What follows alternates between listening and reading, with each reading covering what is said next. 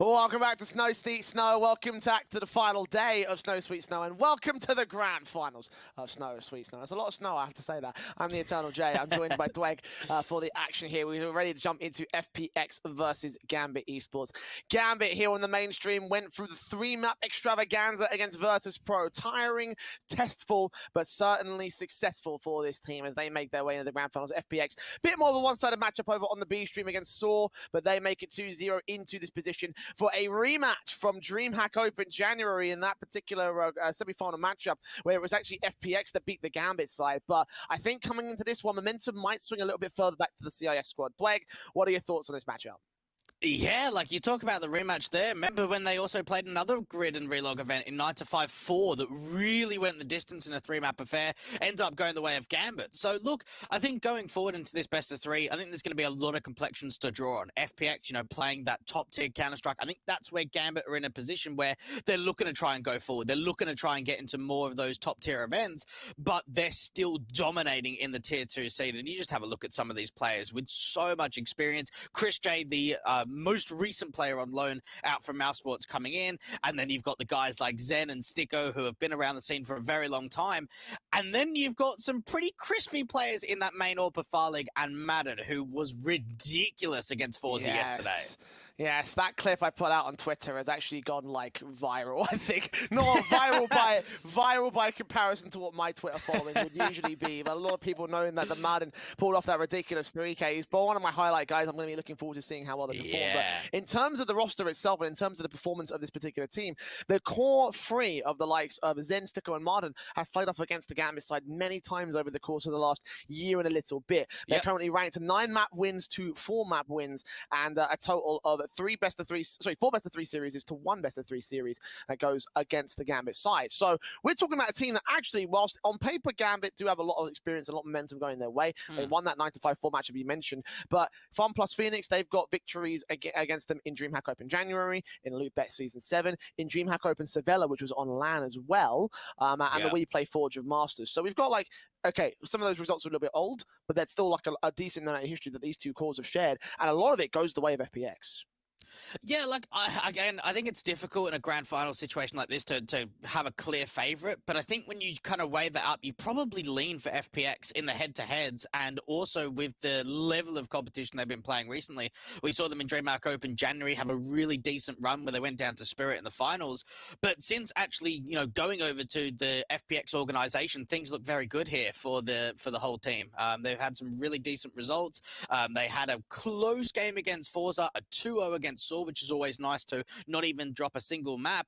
Where for Gambit, like, it was a bit of a test. I think it was a very sloppy 3rd map from both teams, which will be interesting to see whether any of that translates over to the grand finals now. Well, we talked a lot about Gambit over the course of the last 4 hours or so definitely another opportunity to delve in a little bit deeper. I have to say that Hobbit was definitely a standout element for me. I was really enjoying his gameplay, even surpassing a lot of the cases of Shiro and Axile, in fact. But the key thing to remember as well, that, again, the main 5 players of this team have faced off against FPX back in DreamHack Open January. That was only a handful of weeks ago. So talking about that particular matchup, that was a semi-final matchup, and you mentioned, obviously, they lost towards Spirit in the grand finals in the following best of 5. Now, if you're Gambit, you're looking at that and thinking, actually, we could probably take Spirit, or, at the very least, we'd be able to do some decent damage to that team. Whereas FPX, I feel like in that particular grand final, didn't really do it justice. So for them, do you feel like coming into this matchup, they're looking to try and get a small little taste of revenge and really prove that they can actually beat this team? Well, look, I think they almost proved it in the best of 3. I think that the last map that it went to was actually very, very close, at least towards the start. I think Overpass was one of those maps in the series picked by Gambit that was very one-sided. So maybe if they can tiptoe around the veto, maybe get a strong map in for them, but maybe lean away from some of the maps that they played in that best of 3 that they didn't do all too well on, which is probably obviously in Inferno or Train. But I think for Gambit, yeah, revenge is there. We've even seen in the past that they've taken down the likes of Spirit. But look, that's a lot of what ifs and what have you. I think for Gambit, they really need to get their act together. That last best of 3, it was a test, right? It was up against a really strong competition of VP that maybe weren't playing some, top CS that we expect from them, but we didn't really get to see Shiro and Axel really come alive, and I think they've got to going into this grand final. Yeah, especially thinking back to Mirage in particular in that best of three and seeing how sloppy that was again from the likes of Gambit, more so than for VP. It's like one of those things you kind of questioning. It's like, okay, well, this is going to be a difficult little affair for them pressing forward again. And you got to take a look at the vetoes. Sorry, take a look at the brackets so far and seeing, who had the better run. And right now, it looks like FPX. They had the much more confident affair by comparison in that semi-final. It was a test for Gambit, so I think they'll be tested in this one. I'm hoping that in terms of those maps, hopefully we do see them banned out. I think we'll see the vetoes in a couple seconds time, but yeah, trying to avoid those weaknesses against the FPX side, but in terms of like overall just taking a look at this outset pre-veto, do you feel like that this is going to be a close little matchup? Do you think Gambit can actually take it? Oh, yeah, I think they can. The reason for that is I think that they would have done their homework. One thing we do see very often from Gambit is they do like to do a lot of anti-stratting and making sure they give themselves a big advantage possible. I think before we'll just sort of jump into the veto and see how that exactly pans out. I think for Gambit, you probably want to be leaning away from those maps that you had in the best of three context last time. If you can maybe lean to a Vertigo or an Overpass, that could probably be a decent map pick to come out from the Gambit side. So the maps that they lost were Inferno and Train. You mentioned that obviously in that last map and that last veto. Overpass was the other map that they played in that particular respect. And Inferno's immediately picked by FPX. They were able to take out Nuke on the Gambit side. Overpass is picked in by Gambit, which makes a lot of sense. That particular map is a ridiculous one for them, so you would expect to see that coming through. Train banned out in the last wave by Gambit, and Dust 2 will be the final decider. I actually really like this. I think if there's a map that they could out-frag FPX on, it would be a map like Dust 2. The last time they played it was an overtime brawl when at the time they were known as Godsend, took it in 9-5-4. So like for them, like it's actually a pretty decent map I think to end off on the series. Yeah, I think they'll be happy with that. I'm really glad that Train didn't come through because that would have just been the exact same veto from the last best of three. And if you don't win it, then you probably want the veto to go a slightly different way. So look for Gambit. They've already played Dust 2 today. They looked, somewhat competent on it. We did end up going to overtime. So look for FPX. I think that they'll probably be the favorite in the best of three matchup. I think Gambit probably won out the veto here. Yeah, I'd say so too. I do think obviously it could be a very difficult sort of best of three for them to win out overall. Just on the basis of who FPX are, especially in that first map. Inferno is going to be really tough for them. They have an opportunity to go back and take a look at how well that map went for them during the course of that DreamHack event. But I think that in terms of like the vetoes themselves, I think Overpass was obviously a fantastic pick for them. They won it 16-2 previously, and Dust 2 I think is a map where they could potentially find what they need to actually take it overall. So in that respect, I think it will be a close best of three, but I also feel like that for me, I'm kind of going to go 2-1 to the favor of Gambit in this particular one. I realize that I'm obviously biased, as you mentioned earlier. A lot of us tier 2 commentators have a lot of affinity to this team just due to the fact that they're one of the rare tier 2 teams that have actually broken through into the tier 1 space. Like for me, like I'm looking at this thinking that if you can beat VP, I think you can beat FPX, and well, they beat VP, so I'm all aboard the Gambit hype train for this match. I'd join you on that one. I don't think they'll take it in 2. I think it's going to go 3 maps. I think it's going to go quite the distance here. And you've got to expect from Gambit, like, we see them in a lot of grand finals. For FPX, right, although they're a tier 1 team, we don't see them often in grand finals. So maybe this could be something that leans for them. Maybe it's something that doesn't. Gambit have got the experience in these tier 2 cups, Jay, pretty much playing in all grand finals. And look, well, we're going to get started up on Inferno. FPX's map pick, a great opportunity for them to start off getting their map victory and putting some early pressure in this best of 3 grand final. There we go. It's grand finals time for Snow Sweet Snow. Gambit off on a CT start here. The map pick of FPX. As we get straight up into involvement, it's Axel tagged up very early on here towards the second mid position in the Apartments Hill face and get dinked down to 22 HP. It's Inters that draws first blood. Julie's flashed in, could line up 2, only doing damage. No kills for the Farney. Eventually takes out Farley. Sticko can respond back to a 4 versus 3. Gambit heavily tagged, the man advantage gain for them, and they read where Inters is at. They take him down. Yeah, they try and flash themselves into that banana play, and while it works for a moment, the trades come back really nicely. 3v3, Hobbit up towards the first Origins position, struggling with the pistol, and Sticko finds the opening kill and even makes it a second towards CT. Shiro now on rotation in a 1v3 setup. FPX, what a recovery that was. After a couple of great kills go the way of Gambit, they are showing their prowess on the T side. A brilliance for the T side. Pistol FPX. Very nicely done. I have to say there were some panic moments, I think, coming through from the CT defensive. We obviously saw the likes of Hobbit on that boost spot. That kind of like, as soon as he saw contact, he just spam clicked and tried to run away and threw his accuracy off entirely. So I do have my concerns about whether or not this team is going to be able to maintain the form that they did over from the last map. Obviously, against Mirage, it was not a very pretty sight for Gambit. I hope they're not too fatigued. They've had a bit of an extended break in that past half an hour, so come back into a fresh mind into the conversion round. The Eagles set Scout in for Shiro as well. 3 smokes, flash, and a HE, so not much to work with here. Yeah, most certainly was a very, very extended series, right? Almost 4 hours, I think, overall for that BO3. But they've had a little bit of moment of rest. And let's see if they can fight back in. Gamble rotation back over towards the A site, just leaving Nafany over at B. They will rotate Hobbit back, but fast into B for FPX. Ooh, good counter flash might allow them to set up for a little bit longer, and Resmoke goes down to Banana. Nafany sees one, can't land the shot, connecting with the fountain more so than the head of Chris J. Nafany's flick's looking pretty good though. He can get a second kill as well, so 3 versus 3 on the trades. The bomb can make its way up to the site. It dropped right there towards the main cross. But the CT's quickly into retake positions. They want to go for this. Jeez, what a hold that was from Nafany towards that new box position. And well, FPX haven't been able to get the bomb down as of yet. Rotations coming in super quickly, and they've even got a smoke here from Inters. That can go down towards the Banana cutoff. Try and see if they can get a bit of a way and an angle into this retake. Inters doing damage, but he does get traded.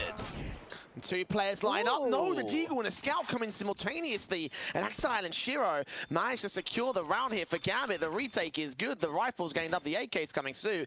Very, very good response from the CT side. Much more confident in that round, even if it was very scrappy against FPX.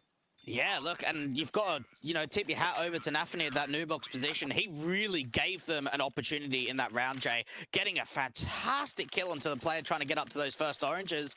And well, having a look at those odds over at our good betting partners of Gamden, here by the replay at 1.4 for the match victory, I should say, up for Gambit. That was a really important first kill, even finds a second, and he sets his teammate up in that 3v3.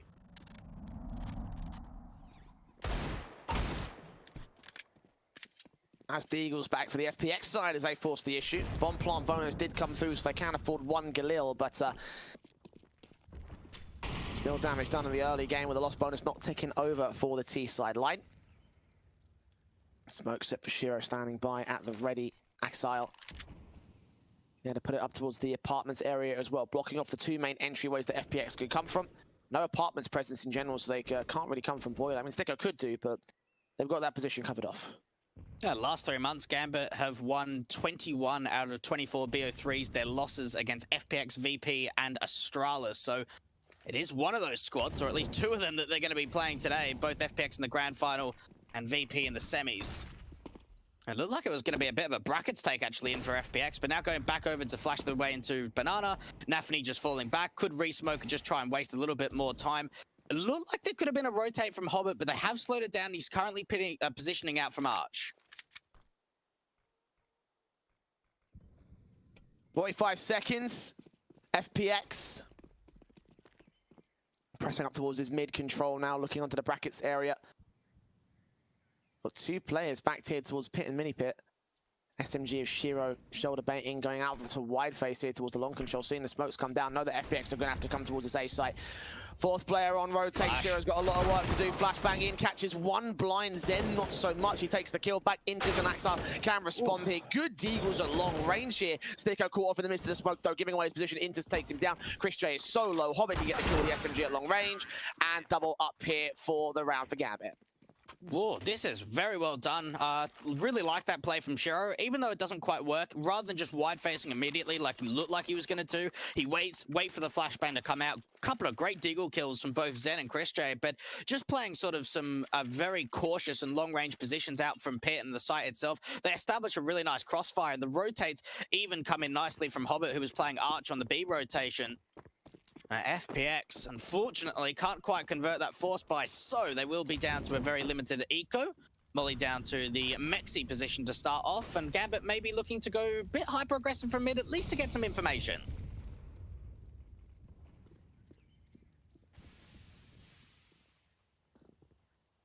Deagles and P250s on FPX. Glocks for most players, not much that they can do here. This should be a quick cleanup round in the CT side, and for the most part, it's just going to be about evading the SMGs in the case of the FunPlus Phoenix camp. Nades up, downrange, not quite landing towards T-side forces. They've all pushed up towards brackets, so for the most part, they're okay. As long as they're not getting pumped by these nades, it should be all right. There are still quite a few of them in play. Brackets control, very slight movement coming forward. Oh, good shot to start off from Axel, and now the commitment's got to go through. 2 kills, nice burst through, nade back on position. Damage done to 2 individuals, can't quite get the frag just yet. I mean, Farlig and Martin are still in a very bad position overall because of the nature of the weaponry. SMG from Nafany in particular, peeking around the backlines. That's a good shot from Sticko, but turned around. So many players to deal with coming in from the backlines and the front field. And there it is, 4 alive for the Gambit CT side. Buyback can come through from FPX here as the first gun round is set to unfold. And certainly in the win rates when it comes to Inferno, very different between both of these sides. Just under 45% for FPX, where it's 75% up for Gambit. Currently 9 wins and 3 losses. Mainly the wins against the tier 2 teams, but still a very high win rate for a map that isn't one of their strongest in the pool, which is kind of crazy to think about. 3-1 start. Shiro going super aggressive towards that car angle. No one giving up the opportunity for an opening fight for FPX, though.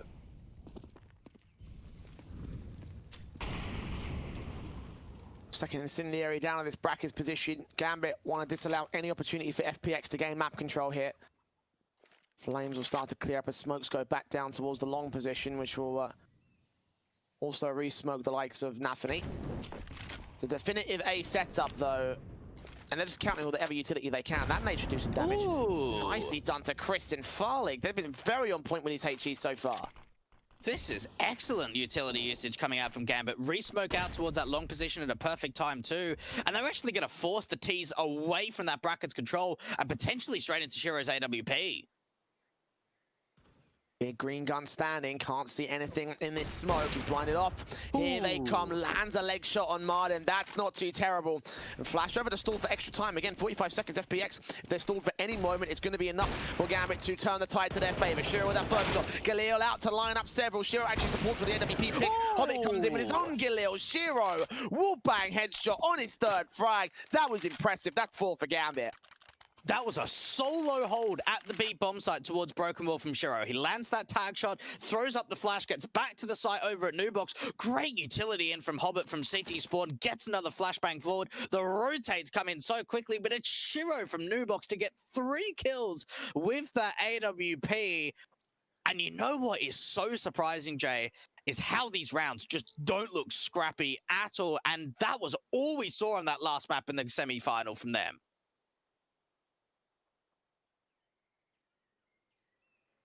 Tactical coming in from FunPlus Phoenix.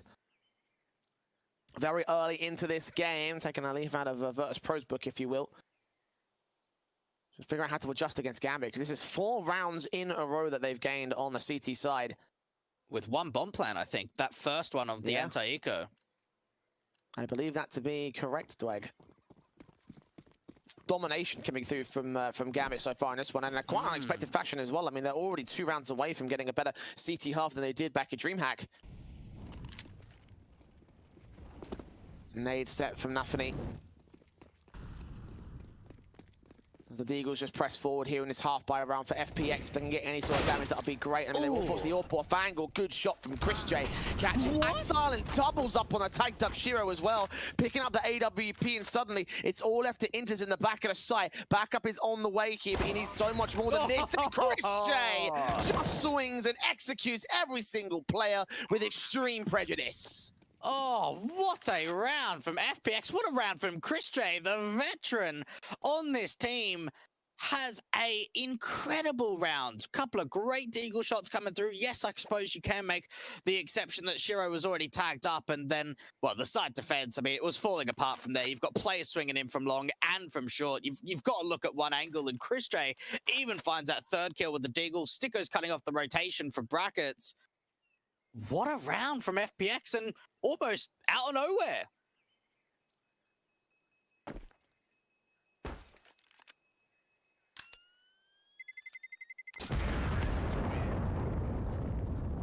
mean, you say almost out of nowhere. I'd say completely out of nowhere. Like the Deagle shots in. Chris J.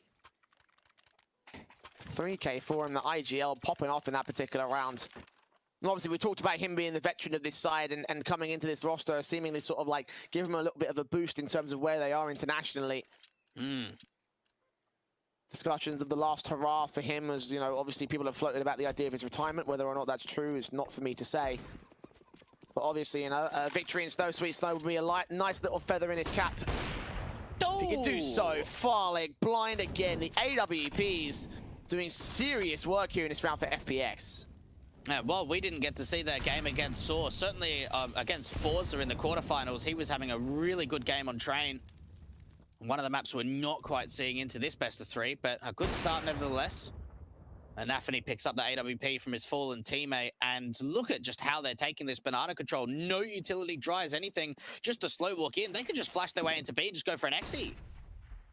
Good flash on Nafany, forcing him back. AWP peeking back and not quite getting as much success to the T side or, but they spread out so far as CT spawn. Look at how far Chris J is. Seeing one player, a bit awkward on the crosshair placement. Hobbit can take it back to a 4 versus 4. The plant will be received though, and CTs are going to be very slow to this rotation. They think there's a lurk in play, and that'll just tick time off of FPX's timer.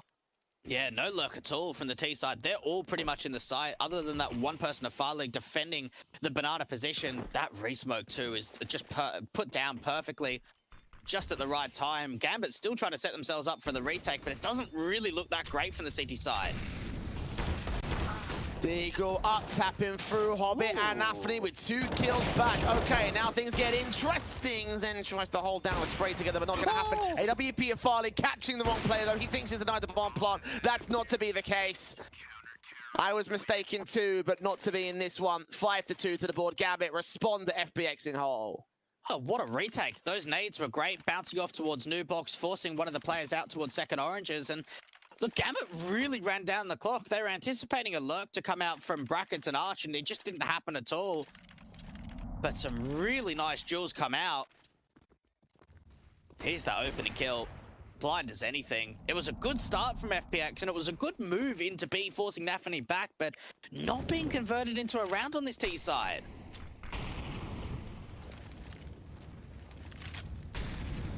A nice nade on Nafany here.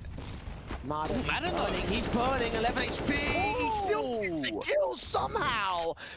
How's Nafany giving away that one? Hobbit gets the trade, but that should have been a 5 versus 4 for Gambit. He was on like 12 HP in that banana position. No, they're at least contesting banana. Farlig's got to make a decision whether he tries to push through. Oh, Shiro even catches Chris J on the edge of that long smoke. Man advantage now back in favor, and they're even flashing their way into Brackets. Farlig still trying to take a peek towards this broken wall player of Hobbit. FPX have got the opportunity of just bringing that bomb back over. Now, with the AWPer here, Hobbit might be afraid to cross back out towards the side because of this angle that's being held. Very awkward contact position as well. He's got to hold this corner and wait for backup to arrive. He's hearing footsteps. He's on the way. They check him. He gets one frag back on Zen. Very nice indeed. Sticko with a trade back. Pop flashing allows Inters another good kill. Bomb gets dropped and Farlig's left alone. 1 versus 2. Knows that there's one player on site, and Inters shuts it down. Well played there from him and Hobbit. Hobbit especially able to just get that kill off. Without that one frag of sandbags, that round would have been lost. Just remember that Gambit lost this map in DreamHack Open January 8-16 down, Jay. And we've got a 6-2 scoreline where Gambit are looking really dominant. We're seeing Shiro connecting with some great AWP kills. That was a great triple from Inters. I love the way that he plays that 2v2, realizes that, you know what, he could play a passive, wait for the rotate to come in from his teammate, but instead takes the fight by himself, pop flashing his way through. Chris J trying to run up towards Banana, a super aggressive play, but he's blind. Frag quickly. SMG, AK, I should say, dry faces, gets himself a double. And the HG of Inters, I should say, is the final frag on Zen. 5 versus 2. That was a dry face. The T's didn't even expect it. Like, they thought it was going to be a flash. They were all turned away. That allows those 2Ks to come in for Nafany. And I'm kind of surprised that FPX got caught so quickly with their pants down. Now, I believe, Jay, I'll have to double check this. In all 5 9-5 tournaments that Gambit won, only one of which went 3 maps, and that was against FPX in 9-5-4. outside of that, they were all 2-0s in the grand finals.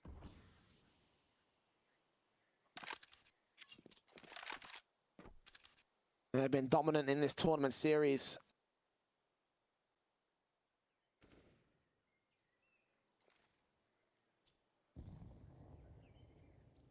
Nades up in the middle of the smoke. Nothing to be received here for FPX. I think they're going for a save call based off how spread apart they are. And the fact that, you know, the bomb is so far back at T-spawn at 25 seconds, like this has just got to be a save call. And well, that's going to crush FPX once again. 2 players that won't get any money out of this round. I believe the loss bonus is still going to be there for a buyback, assuming they don't get hunted. With the money in play from Gambit, I don't think they will go for the hunting. Keep all 5 alive, bolster up the buy. Keep things together for the CT side. And why has been a fantastic CT side for Gambit. 7-2. They have exceeded the rounds that they got during DreamHack on this map up. Yeah. And now you start to consider whether or not they actually might be able to take FPX's map pick at this stage. Look, it's one thing that is pleasantly surprised me from Gambit is how they're actually playing aggressive. We saw in that last BO3 against VP, they were very passive. There weren't really many aggressive plays on the CT side of any of the maps, and they're contesting in the banana position. They're pretty much taking it away. They're looking for opening fights, but they're not getting too over-aggressive, right? They're not pushing too far forward, but enough to at least give that opening damage to get the opening pick being found. And even into round 10, they don't even aggress banana at all. But again, the nades, every single round, whether it's the nades stuck out from brackets or whether it's the nades down from banana, are doing consistent damage to this T side. Madden down to 63. Attack on a Mac 10. They're going to force forward as well, just if they can get anything out of this position. They'll probably hear the footsteps. FPX just taking this part of the map and falling back from it, seeing no CT presence. It's very passive right now from the CT camp. I mean, they have every right to do so, you know. The passive plays have been working out so well in the defense. Yes, they might get smoked off and forced away from different positions, but their adjustments have always been good. And without Shiro firing through that long smoke, it actually evades the information of where that AWP is playing from. This looks like it's a bit of a fake play from FPX over to the B site. Maybe try and draw some util out from the B anchors, see if they can pull over one of those rotators, because Shiro's currently playing an arch. If they can pull him over to B, they can weaken up this A site, but he's staying around. Shiro peeks, sees Chris J. Zen also peeks in, but does get the drive-by headshot coming through. 4 versus 4. Good trade, and now grabs the AWP for his own right. Got 1 player back at mini pit, 1 player at main pit. Axiles seen with a tight angle headshot. Good stuff from Zen. Next player in, Sticko. Utility in his hands, puts the flashbang onto Inters, goes behind him. He's not making any noise here. He's just going to wait for them to push out from the short control. Drop that bomb if possible. Pop a flashbang in, catches it. Good flick towards Sticko. That's good, but can't continue the burst fire on towards the next couple of players. Madden overwhelms, gets the trade. 3v2 retake now on. Yeah, do they want to go for this? I mean, look, if they can deal with the long player of Zen, then maybe there's a way in, but they look to just back off. The loss bonus isn't really there for Gambit. Just 1,400, so look, 2 AKs or an AK and an M4, 2 rifles in play. It's probably just better off in saving. That was well done from FPX. It really felt like they were waiting for the mistake, right? Shiro was playing out from Arch, looked to try and walk forward into brackets, that instant one-on-one trade from Zen, but that shot out towards mini pit really secured the round for the T side.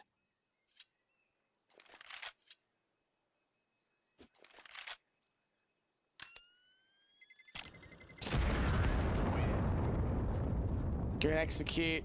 A lot of credit is given to Zen for how well he played that one on the long control. Without his entries, FPX might have struggled a little bit more in this round, but either way, it's 7-3. Still in a significant advantage right now for the Gambit side. They've won 3 rounds in a row. Loss bonus, of course, building up for the T side. Again, knocked back a peg on their reinvestment for a couple players, and the rebuy comes back in for the CT side, of course. Orbs, M4s, AUG and AK. Like a Farlig straight up and out. Flashes, incendiaries go down. Molotov also up to position. Farlig waiting towards that cross. Does anyone give him the opportunity? Or one jump placer will see information. And the flick finally is enough to overextend. Second face turns away. Hobbit can get the trade. The timing on that, because it looked like the NWP was holding the angle. 2 picks out towards the B side. They could just continue the rush in. Or Sticko as well might be able to deal with Shiro. or maybe even Axel. Oh no, he doesn't check the angle. He's going to wait towards mid. Catch off Zen. Has no idea of Sticko though. About to turn away. And Sticko gets the trade. Axar with no information towards that face. If he went back out and towards second mid, or maybe if he just checked back in the apartments, he might have been able to secure something, but no info. It's all left to Shiro now on the site. 1 versus 3. Caught off the edge of the smoke. Tapped up to 8 points of health. Martin is close. AWP in, and they are able to overwhelm. All left to Inters. 1v3. This is a round for FPX. I like the approach from FPX on how they're dealing with this banana control, right? Because certainly in the early rounds, they struggled to find an opening pick. They just kept tanking nades, but now it seems like they're going in for a little bit more of an aggressive approach. They're pushing Farlig quite far forward. They're getting a lot of util around him. Very surprised that Inters has actually pushed this far forward. I mean, 1v3, it's not going to be winnable, so his best bet is just to hold on to the AK and save, but I think for Gambit, they've got to figure out a way to deal with this banana pressure, whether they just give it up for free, or maybe they bring 3 players over one round and just heavily contest. They've got to come up with a bit of an answer, because FPX have found their groove over that banana position, at least in the early rounds. Ooh. Oh, nade on. Nah. Doesn't do as much damage as you'd like it to. I think it actually landed a bit off position.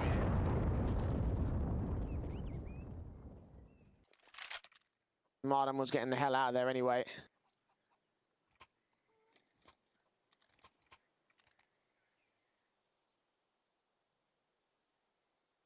Odds are Gamdom heavily favouring the Gambit side at this stage, and again, good reason.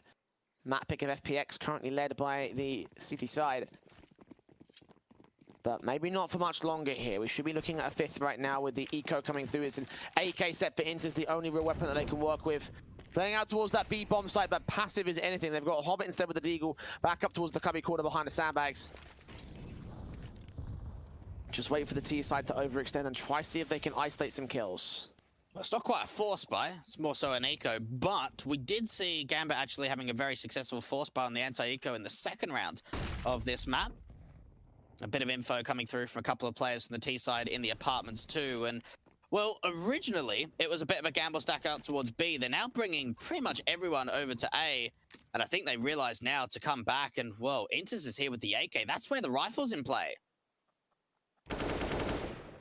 Walkout from Martin, not ready for Inters. That's the frag. And they're probably going to realize that's the one player that saved in that last round. So long as he's over on that B site, A should be ripe for the picking. And Sticko makes his way up first and foremost, making a bit of noise in the apartment. Shiro is so close towards it. Is Sticko ready for this? USP could bait him in. And the shot land, the flip straight towards the head. Axel even turns up the USP. AK picked up. Farley's got his pistols out. A 4 versus 2 situation. The plant can come down, but look at the AK at the CT side, and Nafi's rotated in the midst of the smoke. Farley's at point blank. Oh, they're colliding with each other as the smoke clears. He catches 2 frags. Hobbit trades it though, makes it a 2K with his AK. And Gambit still an eco round. That shot from Shiro in the apartments was so filthy. That is a tough one to hit on the wide swing. Farlig had a great intention here of pushing up to the moto smoke, gets a great couple of kills with the P250, but with Chris J falling down on the site, Hobbit finds 2 kills. They get an AK, an AWP on an eco round with a saved-in weapon. Like, that is superb for Gambit. More frustration. You've got a mid for the FPX side. They had a streak of, what, 2 rounds? You're probably looking at that and thinking, okay, maybe they get 3, 4 in a row. They get back involved in this T side, and then Gambit win an eco.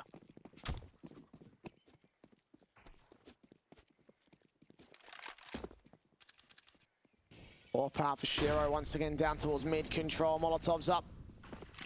T side players out into position. Molotov on Chris is going to push straight forward of it, and the nade be enough to force him back in the end. So the minimal amount of damage being done to 85 points of HP. Martin pressing forward towards this banana position. That nade on his position also doing some significant damage. Blind fire from Hobbit comes up good to open up the round. AUG is going to be ready for players on the short control.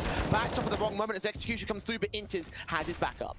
Oh, the nade placements have been fantastic, and FPX now need to push forward. Lots of smokes going down on the side. That's a big kill from Zen. They've got to deal with Axel out from the mini pit, and he can't really have a crossfire with his teammate Ashiro. Man advantage for the CTs. How can they deal with this player? Well, it's Sticko to do the damage.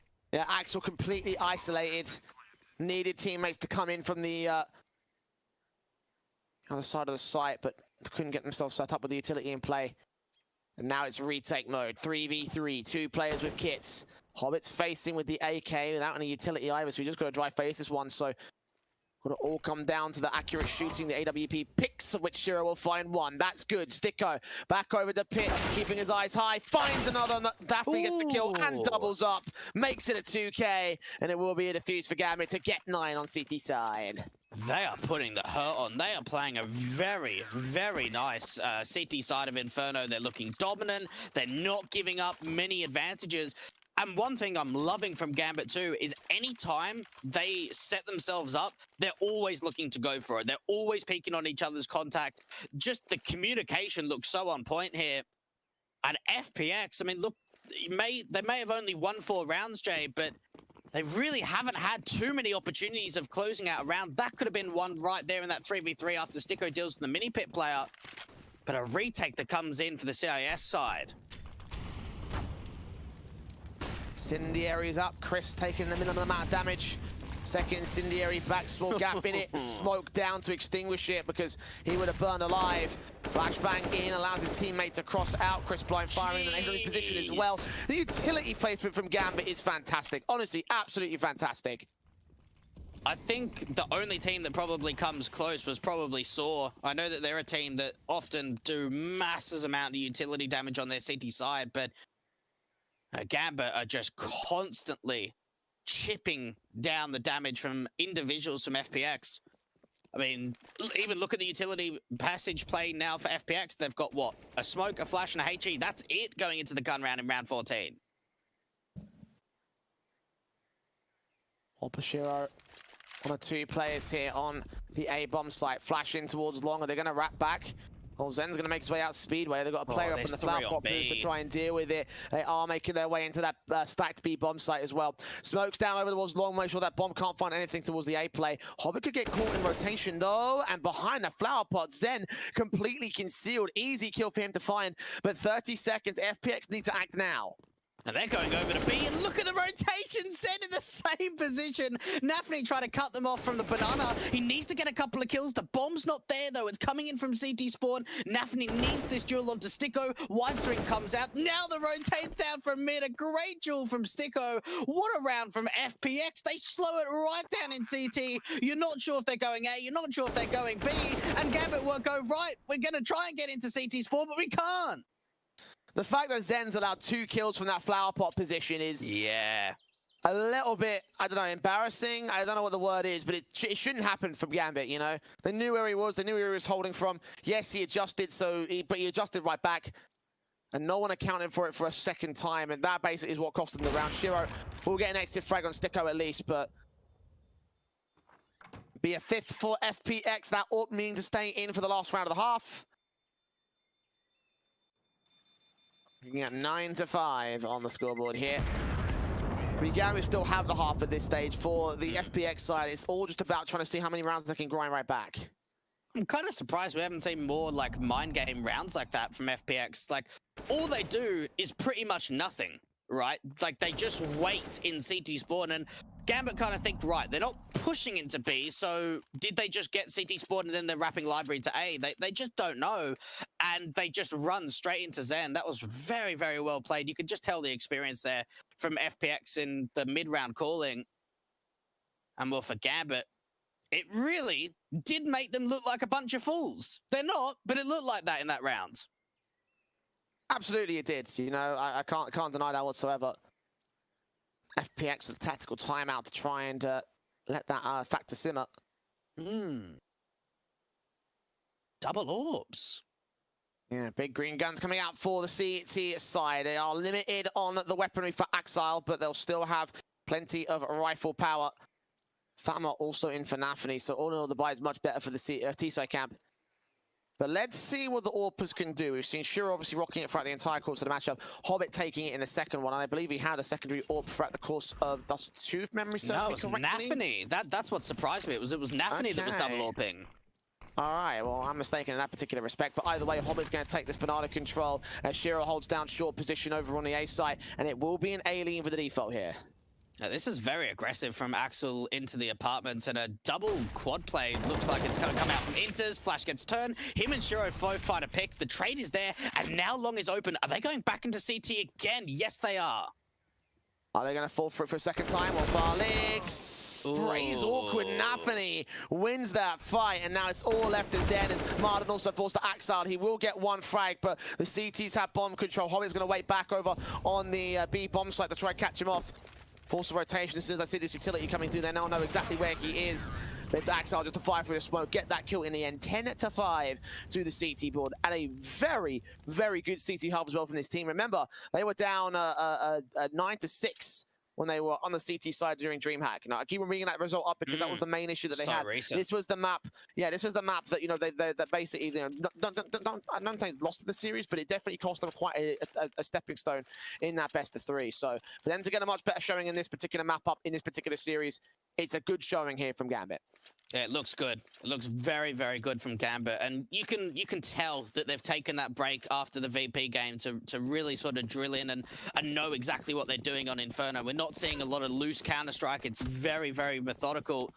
Ooh, hyper-aggressive round from FPX. They're just pushing down mid. Looking at the right-hand wall, evading the shots down range. Hobbit sees what's coming. He's got the utility in play, and Martin will get the first kill on Inters. T-side players making their way straight into the site. One player back over at the CT. Cross damage has been done. Block out for Hobbit, doing tons of damage. Takes Sticko, takes out Farlig, up for the triple against Chris J. And the HP numbers hurt the CT side more so. One good frag back from Zen, but they're not checking back the grill corner. Nafany does get traded, but Zen's got a whole lot more to make happen with a quadra up for him. It's Axel that shuts him down with his 2K. Hobbit with 3K and 11 to the board on the T side. And FPX have not gotten off to good starts at all in this first and second half. They may have won pistol, but they lost that anti-eco force buy from the Gambit side. You've got to think force investment has to come through from FPX, and I don't want to say it's do or die yet, but I think Gambit realized the position they put themselves in. They're taking a tactical for it. They convert this anti-eco, they go 12-5 up, it's another eco, 13-5 up. At that point, you're probably sitting there rubbing your hands together and saying, right, Inferno's ours for the taking. Yeah, maybe there might be a little bit of a resurgence, but it's our map. You know, it's not our map pick, but it's our map to take.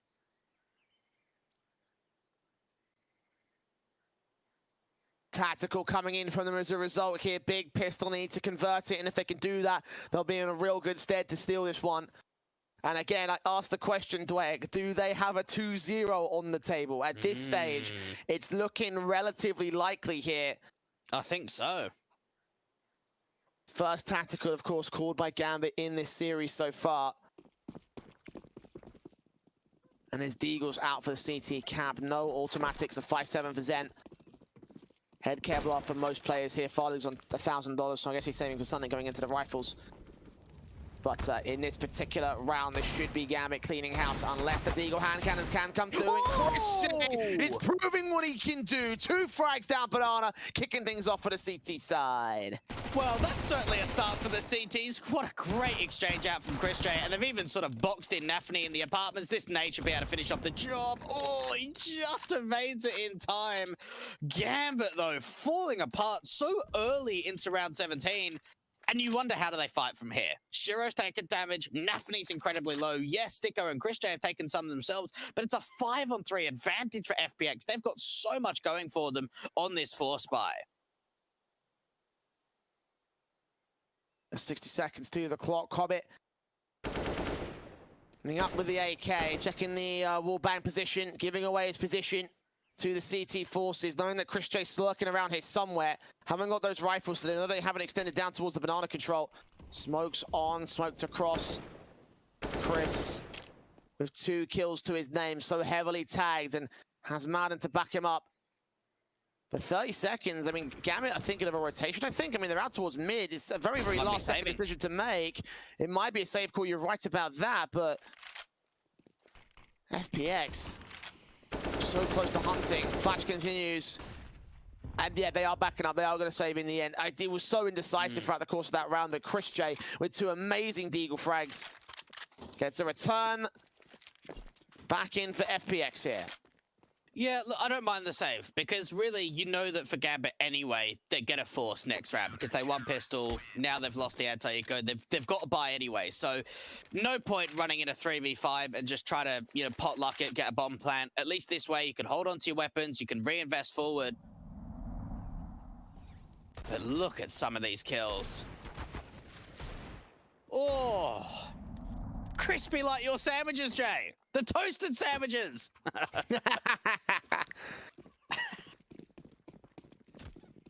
Crispy like crisps. Oh, all right then. Yeah, that's a good one. Crisps like crisps, mate. That's how it goes. Molotovs, and look, he wants to get even more. Martin, be there for the trade back on Hobbit. Obviously, the forced investment. The Galil around the corner knows that he's there. 2-for-1 trades eventually work out well for the T side line. So, bit of aggressive risks coming through from the FPX side, getting a bit overzealous towards that position. Gambit maintaining a man advantage here. Yeah, they may have found success in it in the last round, but certainly not this time around. That's a really nice trade coming out from Hobbit 2, overextending onto Madden. Now, there are 2 players towards this A site, and they are at least got a fair bit of weaponry. That M4 from Farlig, Zem maybe trying to pull a distraction if they peek together into brackets. Oh, the timing! The timing! The bomb does get dropped. Farlig only finds one. Sticko has to save. That's it. They has to save. There's no other way.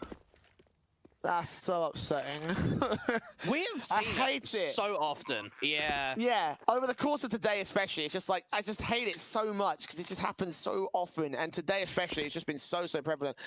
It's like a mate of mine, he posted on Twitter a moment of him holding, like, from pit. He was holding the apartments for 25 seconds. He looks away at his minimap for a single moment, and then he just and then gets they peek. Yeah. It's one of those things. And sometimes, and it's like, honestly, the thing is that, like, because he's taking it from a stream, he has his face cam on. You can just see the anguish in his face, right? And it's like, if a player feels like that, I'm watching it, I see that, I feel like that. Yeah. I'm just like, oh man, how much does this have to go on? For Gambit, obviously, it's amazing because they've got rifles, they've got a 12th round. They're going to continue to make their way up to Victory Row. And to take this map would be utterly huge for them. And you often feel like just some days timings just happen everywhere and then they don't other times, right? Like, obviously, it is just completely random, but sometimes you get a little bit of luck going your way, and for Gambit, it works out perfectly from them on their force buy. So, look, we have gone back and forth a few rounds now, so we obviously need to see the force investment coming through for the CT side. I say that, and they're not buying down completely. I'm a little bit surprised. I mean, they're giving themselves more money to work with, but when you're down 6-12, I think it's all or nothing. Like, if you're on double eco status, you buy up till there's 0.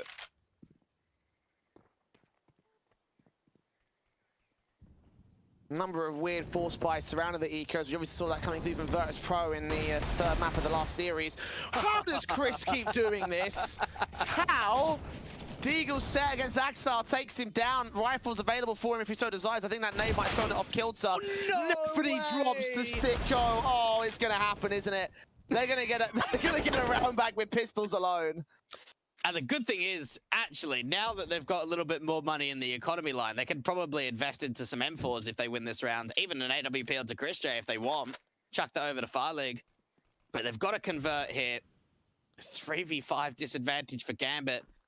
A lot of players around this A site. A little bit of information coming through from the brackets too. And somehow, Gambit have got to turn this in their favor, but it's going to be tough.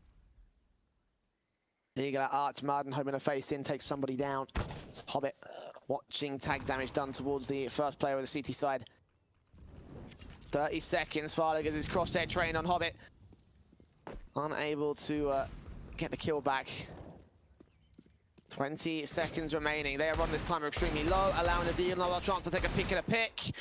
The shot so far, it can't quite get them together. Shiro takes out Sticko at long last. Second face back in from Graveyard. And Mac-10 still playing close. They're stalling for time at this stage. One pick back, 2 players lined up, and Zen and Martin clean house against them. As FPX do pick another round back, get 3 free rifles. Well, look, although that we did see Farlig struggling immensely in from Graveyard, you're right, it just wasted time. It allowed players to rotate in, get into some good positions, allow a really good crossfire towards that short control. And Gambit, well, now they're in a bit of position where they don't actually need to force buy because they've got some money behind them. We're in a bit of a really weird stance in this game, economy-wise, in both of these teams. But for FPX, they've got the rifles forward. Gambit on a very, very light eco. Orbs down range, Farlig. Incendiary at best. Sticking out towards the apartments, putting an incendiary down as well to stop Gambit from making their way in. Obviously, this is an eco round. The best they can hope for is a bomb plant. If they get anything more out of that, then credit to them. But FPX right now holding face. Orb shot, missing out from Farlig on the jump shot. The collateral can line up though. Anti-eco kills against Nafli and Inters. Very nice and nicely done. But also awkwardly positioned from Gambit. I mean, if you know the Orb's there, that's going to cause you some problems. So 3 frags.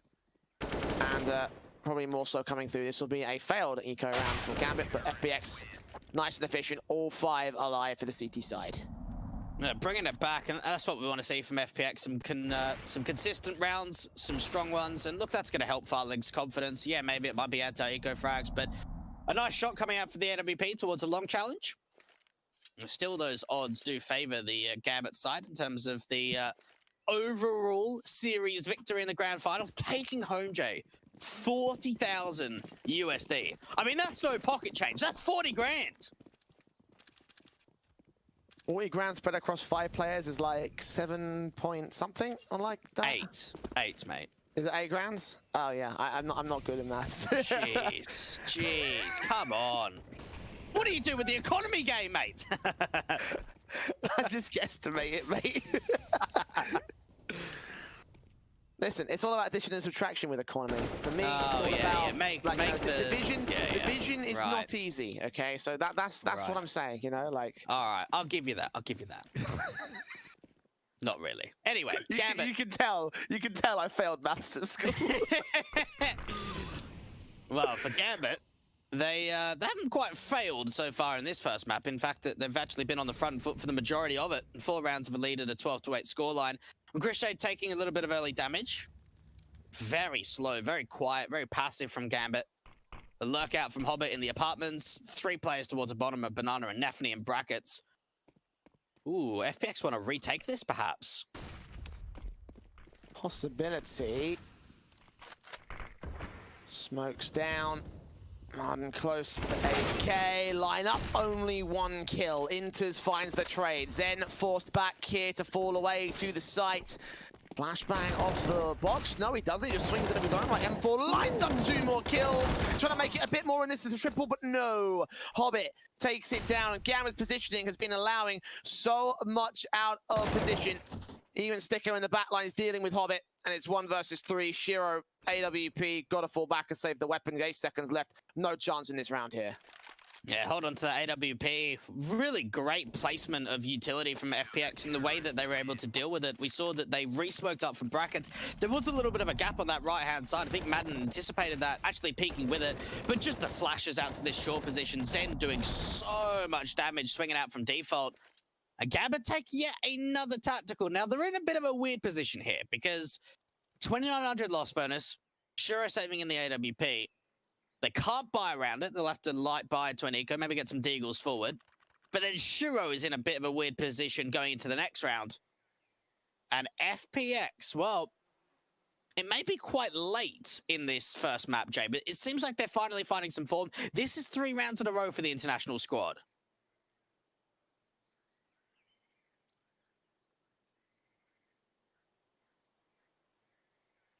Yeah, things starting to pick up.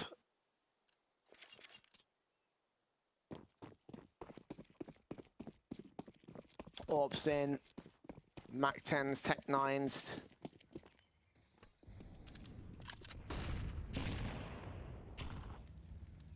Bit of a force buy from Gambit, trying to see what they can do with this very awkward situation that they find themselves at. AKs, AWPs, M4s are coming. Incendiary's down, taps to the back lines and the CTs will just do that damage towards Axar, not take any more to return back. Christian will get forced away from position, so for once FPX are actually gonna, gonna have some resistance to this banana control. Gambit able to deal with this one individual, but the HP number is still favorable to the CT side. Yeah, that was a good chance, I think, for Chris J. They did a lot of damage onto Axel with the util, and then he sort of swung round, but didn't quite get the spray lined up to the Logs player. Off angle coming out from Madden, boost over the top of the broken wall. I think there may have been a little bit of a sound cue. These are the retaking smokes towards the top of the banana position, at least in terms of the molly, not quite the smoke as of yet, and they would have seen the info. At least 2 players towards banana. And now all the footsteps being heard. No players on site though. Still doesn't stop Martin from spraying and transferring. And he picks apart Zed with 2 of his own, or at least gets that 1 frag. Eventually the second player fights back. And AWP of Farlig seeing 1 cross. That's the bomb that can get planted towards Coffins. If they can secure this bomb plant, it will bolster the money going a little bit further forwards. The issue will be, of course, in the next round by Burst doing the Galil. Actually isolates the Orpa. Hobbit takes it to a 2 versus 2. And now that Mac 10 playing off angle here. He's backed off towards the banana control. Both players giving away their positions. It's all a case of timing. When do they swing? When does Inters go for the backstab? It's right about now.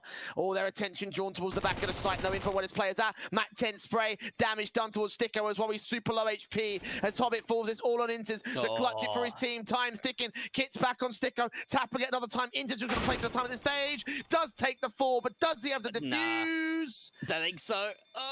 Does he? Oh, he does. Just a hair too early for Inters. And to think, if he just sprayed and played, he probably could have gotten the frag as well. Yeah, they almost gave that round up. I thought that that was pretty poorly played from Farlig in the sense that he re-peeked back into Hobbit's position towards the top of Oranges. That was a 3v2. FPX really had to fight for that 1v1. That was incredibly well played from Sticko, tapping the bomb, I think, 3 times in total. And just getting it forward. Gambit, they know how close they were there, but it wasn't close enough. M4 bursting through straight towards that mid position for Zen alongside Martin, able to deal with 1 player towards second mid. Tech 9 of Daphne missing out several shots, giving away his position, allowing the quick turnaround from the M4 2K to Zen. And a 5 versus 3 for FPX. Gambit on the half bite. And this one is falling apart for them. This should be 11 for the CT side as they look to try to bring this back within 1. Gambit with such a monstrous lead off the back of the CT side, now starting to fall apart here in the second half. Yeah, they're having a tough time, aren't they? They are really struggling on this T side to find some form and to find some rounds. Yes, some of them have been relatively close. Oh, good shot out from Inters. And maybe if they could try and push down the Coffins player, they can at least get a bomb plan in this eco. Re-smoke the cross, make sure no one makes their way up. Smoke on Coffins from Inters. But Axel's still sat back here towards the banana position. And it's a half by round, so if you can get yourself a bomb plant, that would already be successful. With the damage being done on Chris and Zen, there's also potential to get even more out of this. Axel will go for the open plant as the CTs will actually rotating back towards A side. So maybe that stagger push did do a bit more in terms of stalling for time. We'll buy them about 5 seconds on this retake. Axel with the deagle. M4 of Inter swings and hits the eagle. Back and 2 players for Axile. And just like that, 2 bullets make the difference. Sticko up against 1 low HP player moving up to the Coffin's position. AK set, no info on where Inter's holding back, except for back of the site, back of New Box is where he was last spotted, keeping his eyes on that position, not checking towards dark, sees Axel, spray through, connects, back on the bomb, taps it once, trying to force his man to peek. Inter's just going to take his time. Adjustment from Sticko is not enough, and the half buy works wonders for the T side. That was magical. That was just ridiculous out from Axel. Him and Inters, a 4 versus 2 deficit, Jay, and they work together beautifully. Swing out from the new box position. The Deagle domes 2 players in construction. And look at the buyback for FPX. They're running double orbs, but they've even got a CZ and a FAMAS out. Gambit winning an eco round, and that puts them back in the game. That round right there.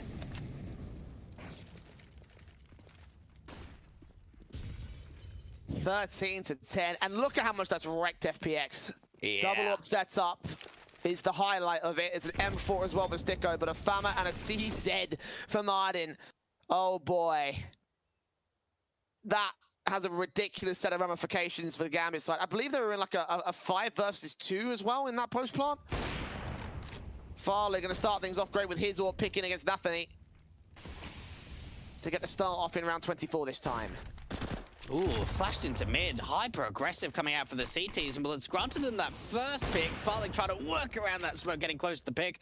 And you were right, Jay. It was a 2v5. It was a 2v4 when the bomb went down, but still an incredible round out for Gambit.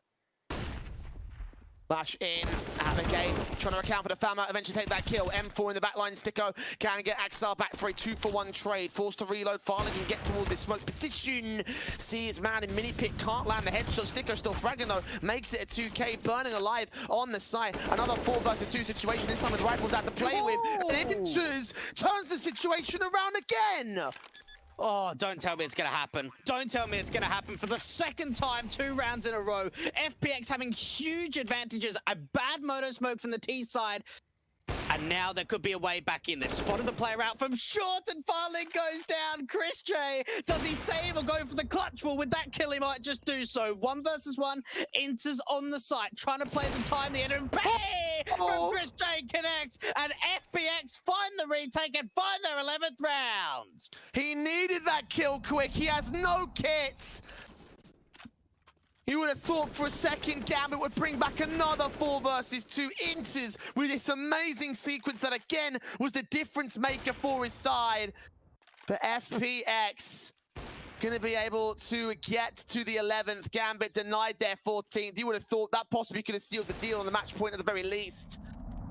But Chris, the veteran, keeping his team alive in this one.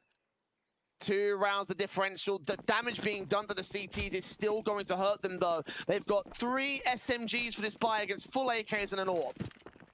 Yeah, it's not looking good. They're going back to one of these hyper-aggressive plays, down fast mid really, really quickly, but it's in towards Banana for the T side. Chris J does find that first pick, and Madden tries to back him up from the bottom of mid. Man advantage now down for the CT side.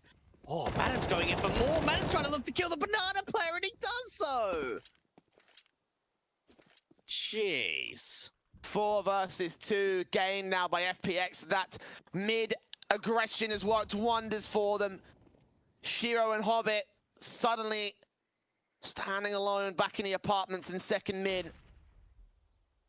The star AWPer and the major winning veteran up against the entire FPX lineup. Minute to the clock, and you wonder if they're going to even have a chance of this one. They're out towards the mid position and brackets and Boiler. But time is short, and they've got very little breathing room here. A slow walk into short.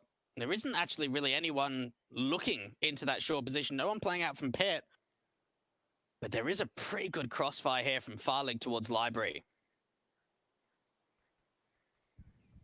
Ready to receive. Good shot. Takes him down. 30 seconds for the clutch from Hobbit. He's clutched a 1v3 once today already. A 1v4 against FPX would be a step beyond. Flash in, Sticko seen, spray through, but Farley there with a quick response. And we're back within 1 once again here. FPX holding life here on their map pick.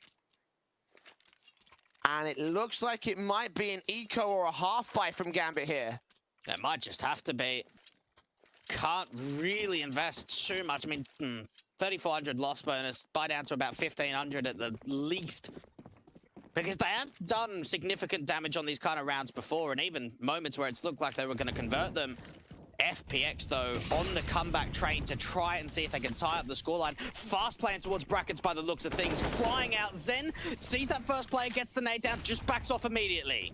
Lovely stuff. Shiro, Axel, and Hobbit tagged extremely low. They're going to still force the issue back here towards the archway, though.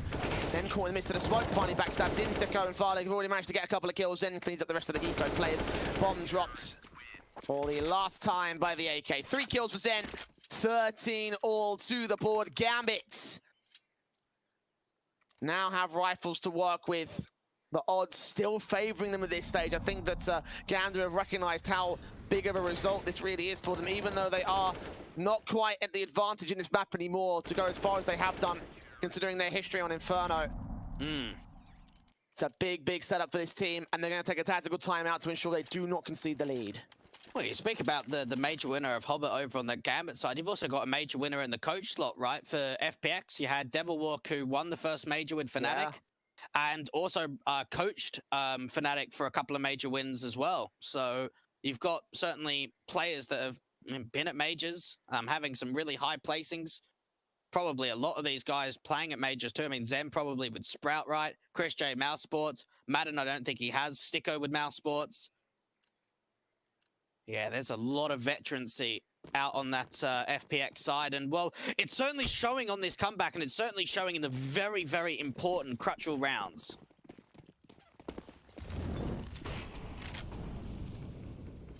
Incendiaries on, Molotovs down, Static Utility sets to open up the round here.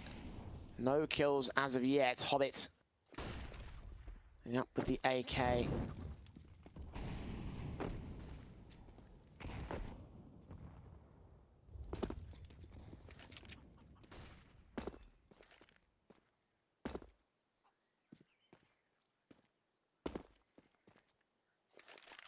Jump facing for contact, no kills as of right now.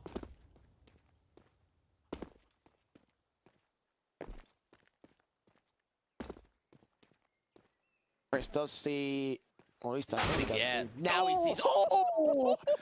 Now he sees what's going on, just as his lights are turned off by Axile.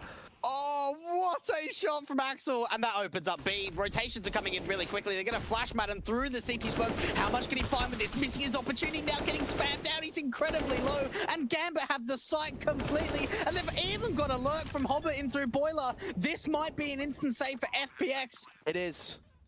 They're done, they're out. No way.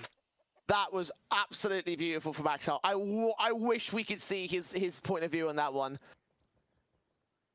Because Chris, like, just the shock of his life, really. Unbelievable. Absolutely unbelievable there. Zen does catch off Hobbit, at least that lurker towards the apartment's not going to be allowed to punish for this. Farlig, wait a minute. He's got a kit, no smoke. They've seen him. Takes that one frag. Can he get any more out of this? All they've got to do is just face him, make sure he can't get the kills, and yeah, he'll be able to stay alive with this one. Okay. Nice try. If he had a smoke with a defuse kit, maybe he could have gone for the ninja, but not to be in this one. 14-13. Gambit continuing to defend the lead, continuing to push that ever so much closer, just trying to get that map point, that match win if they can. The CT's up for the buyback off the back of that round. Well, what helped with that shot from Axel is that it wasn't towards the bottom of Banana. He actually was able to creep quite far forward. The way in which the jump spots were coming out with the timing, he was actually able to almost get to like the middle of Banana and just an absolute banger of a shot. I mean, that's such a tough one to hit. And Chris J, I mean, as soon as he goes down, they lose the sight. And they lose the lead now, Jay. 14-13. Gambit have taken it back.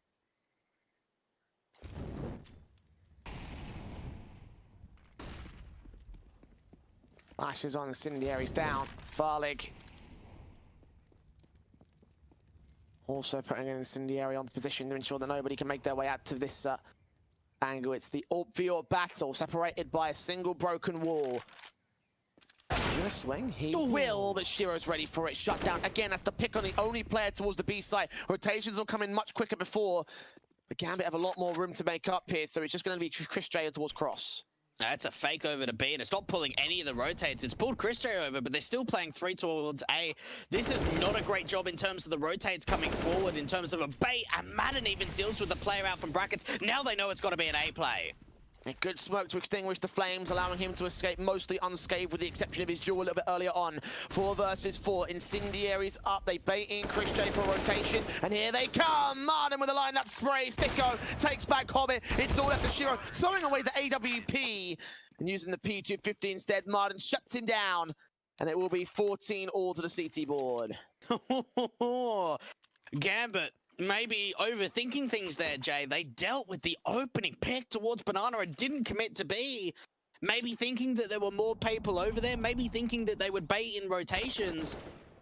A really good job for FPX to not over-rotate.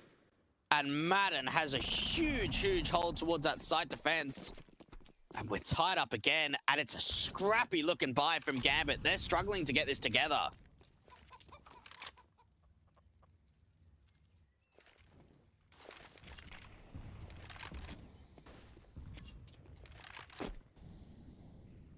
Mac 10 for Nafani. No players without head Kevlar means that there'll be no major headshots he can take. It's Farlig up into the apartments. Chris J falls back out position. Waits in this corner. He tried playing the jump face contact kill. This time he's going to play the straight up kill off the first player of Axile. Smoke down from his teammate. Mac10 jumps around the corner and Marden's there to support it. Lineup sprays through, take apart the entire T side. Chris might burn to the molly. Tries to escape through the smoke here. No, he's just evading bullets by the skin of his teeth. Intis finally catches him off to a 2v2, but then finds that trade all on Hobbit now. Bombs out position all the way up top mid. He's going to fight hard to bring this back. Oh, the timing. He didn't catch off Zed. He's got to get that bomb and make a decision. Does he go over towards A, go over to B? A really decent recovery out from the T side, but now it gets very awkward. And Hobbit, what is going on here? He's trying to check out that long position. Needs to get back to the bomb. Now, he can smoke off the bottom of Banana to give him that extra bit of cover to pick up that bomb if he so desires. They're going to make their way straight up to position first. Though, they go, takes that face as Hobbit gives away his angle, making noise. 15th FPX, map point on their map pick. Gambit have given them a good run for their money, though. And back up to the buy. It's got to be a force buy from the T side. They can't save, obviously. Galil's in on 2, Mac10 on the Nafani. Hobbit can afford the AK with lack of head Kevlar. And 2 SMGs to boot in this one. Double up set up for Chris J and Farlig. Just need that one hold to keep things together. Molotov's in, or flick not connected to a wallbang shot. Oh, look at the nades, though, in response over to the T side. Great stuff onto Nafani to start it off, and they aggress with these couple of smokes towards Banana, and Madden and Zen find kills. Now it's a 5-on-3 advantage. A big start. Damage done to both those players up towards that top of Banana position. Nafani and Intis low. And Hobbit start picking in towards this boiler angle. Farlig's gonna wait with AWP, land the shot, land the kill, reface towards the next 2 individuals. 2 standing. Hobbit almost made it 1. It's just peeking out far enough to force this player off without getting killed off himself. Smoke's about to fade towards brackets. Hobbit's gonna make his way in position against Farlig. Brian sees that shoulder, takes him down. 2 kills to his name, and Axile in a 1 versus 5 with a Mac10 switching out to a Galil. Not even an AK for this clutch. And FPX looking like they want to call GG in on this first map up. 16-14 for them. And while Gambit, it felt for a bit like maybe they could have gotten a 2-0 at this juncture, it will seem to be, at the very least, a 3-map series for them. Here we go. First over for the likes of Inferno. We're heading towards the break as Overpass is up after the break.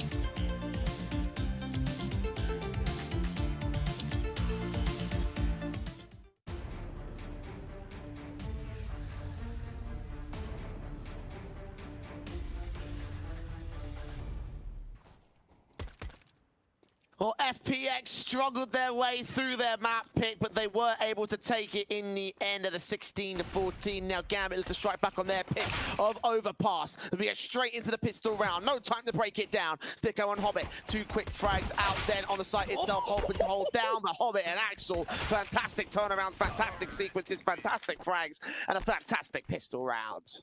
Well, that's one way to come back after losing 14-16. Geez, that was close from Gambit, wasn't it, in that first map? They really had it down to the wire. They had the lead for a very large majority of that first half and even going into the second half, but just weren't able to close out into the end. FPX close out their map pick. We jump into Overpass, and it's just a quick hit into that B side. Hobbit is able to just dome 3 players with a great even 180 flick turning around, and FPX are going to be able to try and come back with a force buy. That they are. The Eagles in, obviously Gambit getting themselves off on a fantastic start. The last time that these two teams played in the last best of 3 series, it was Overpass that was picked in by Gambit. Obviously, it was a 16-2 result. So we are talking about a map that they were very proficient on against FPX. And part of the reason why I think this is going to be a 3-map affair is because of the fact that, hey, listen, we're talking about teams, you know, who have obviously faced against each other with close little matches and some very one-sided results in the case of Overpass. These pistols, however, they're doing their damage. 3 versus 3 on the trades. Gambit getting themselves started in the short control, but the rifle picked up by Zen being the only rifle seen. Shiro spotted him as well. Jump facing from Sticko as well. They have info on 2 CTs here. Oh, nicely done so far from the T's. They know that Sticko's playing out towards the left side of Graffiti. Actually backing off and bringing Farlig over. Now, he's the unknown entity here for FPX. Sticko with the deagle out from heaven. Good shot from Inters. And Farlig now opening up that condor gives all the information away. Yeah, footstep down at the short control. Know that he's dropped off, so he could go towards Monster as well. It's where Hobbit is peeking towards, going to try and account for him. The Eagles seeing the shoulder. Bates wins the fight. A severe damage done to the T side of this stage. And if he gets the round together, Farlig with Eco clutch this for his squad. Inters up, or jumping on the ramp, throws off his aim enough for Inters to win the fight, get a 2K. But still, FPX, a ton of damage done. 4 casualties on the T side. Yeah, look, even though it's a lot of damage, you're not going to be pleased about it, obviously. That is a force buy. If it was maybe on reverse and they were on T side, then maybe they could buy again. They are forcing again. I don't know how I feel about this one. I don't really like it, because yes, you've got that instant reset potential, but there's also so much risk in the sense that you could just be throwing away a 4-0 lead.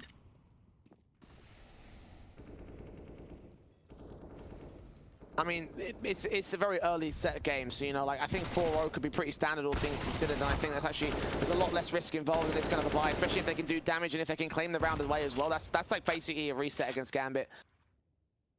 No money to fall back on for the T side, so they have to be careful against FPX. They have managed to take a 1-for-1 trade. Farlig against Nafany against Chris J. Make sure that rifle does not fall into the CT hands. A boost up for the 5-7 could catch off some even more damage here. Nade in, they boost up just after it. Don't quite get the vision. There are quite a few players towards that short and monster control. Slow walk out, Sticko. Deagle out from Pillar. Oh, his attention just pulled away for it just enough to allow those entries to come through pretty thick and fast. Now start to overwhelm the site, and that's more like it from Gambit. Dealing with the anti-eco, so much more convincing than it was in that last round. Scout shot at least, can try to do some damage to Shiro. Let's take out Axile as well. He knows he's there at the sandbags, but can't land the wallbang shot. Eventually will get forced away. Good shooting from the scout player, but not enough to take himself a double. There will be 2 players down for Gambit. Much better on the round, starting to recover some of that money. And as you mentioned, obviously the force buy will lead towards an eco for FPX. The Eagles PT50 set in. HG for Zen is going to be a battle. What the hell? Are you serious? They just bought it off. The Farlig dropped one for Chris J. Why? I don't know. Why? You've gotten Jay angry now. This makes less sense than the double eco, literal double eco that we had a little bit earlier on from Virtus Pro. I don't know what they're playing at. I don't know what the plan is. Chris J's already tagged the 50 HP. At least Zen boosted up does get a kill on Axile. Yeah, it is a bit of an awkward, questionable buy, isn't it? But look, they found that first pick, so it's a good start out from Zen. And that AWP might get chucked back over to Sticko and Madden. if they sort of throw it around, if Chris J takes some more damage. I'll have to wait and see where he starts to reposition himself to. Maybe going up towards that heaven position. Gambit. Slow walking out from Monster. They found a lot of success in the last round doing this. Ooh. Uh-oh. Spotting the boost, Another I think. boost up. And you've seen it now. And Zen does get taken back by Intus. Called it in. Smoke down to try to press for them, press some extra time. And at this point, FPX probably better save for the sake of the AWP. Farley's going to have some serious problems in this round, obviously, with the buyback. I have to drop some weapons for him. Are they going to go for this? I think they are. All bang shots. Shiro is going to hide back here at water, put a re-smoke down. And Chris just can't catch his man, can't catch anything whatsoever. FPX locked out of the site here. Nade's going to continue to come back down on Farlig in particular. He's tagged to 36. Needs to escape. He wants to escape the bomb blast radius. Shiro will get Marden, and there's no time left for FPX to go for the retake. Flash out, or buy them the exit ways. Gambit winning the 4-0. At least they keep that AWP in for the Fun Plus Phoenix side. This was a very weird buy. I don't know what the achievement was, but hey, at least Chris can drop Farlig a weapon. Look, at least they hold it in, right? If that AWP would have gone down, then I think we would have questioned it more. But considering they invested it and they keep it, then I don't think it really matters all too much. They could drop that AWP back over to Farlig. Chris J's got enough money that he could buy himself. So now we get into the rifle round. Now we get into the whole juice of things. 4-0 start up for Gambit. AKs across the board for the T side. And no AWP for Shiro just yet for Gambit. And what do FPX do in terms of pressure? Farlig's actually taking that AWP. I thought he was going to go in really aggressive towards a short pipe pick, but only going so far. Nades through on Monster. Not going to catch Axel for much damage. 88 points of HP.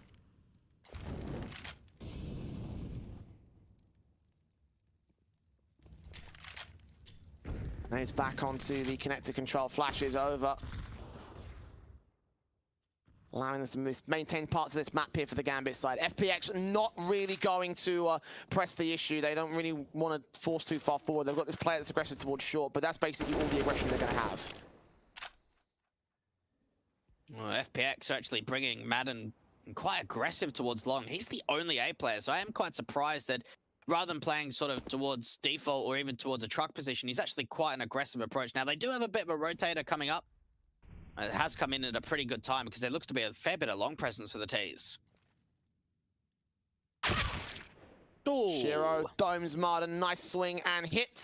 Slow face kills up Farley. Can trade back on Hobbit, so it's a 4 versus 4. 30 seconds though. Nathany is going to start pressing forward, and Gambit taking their sweet time with this execution. We saw this a lot in the early overpass from the first series, and Chris J lining up damage and a kill on Inters. Nathany's made his way out, further flashes in. Is he going to face one more time? 15 seconds, there's no idea, and Nathany can get the headshot back to a 3 versus 3. Sticker still going to be the main concern here on the truck position as the Orca Farlig chimes in. Sticker gets a kill. Axel with 6 seconds to get the bomb. It's not going to happen. All they have to do is keep one CT alive. He's going to save his weapon until just gets the kill on Sticko.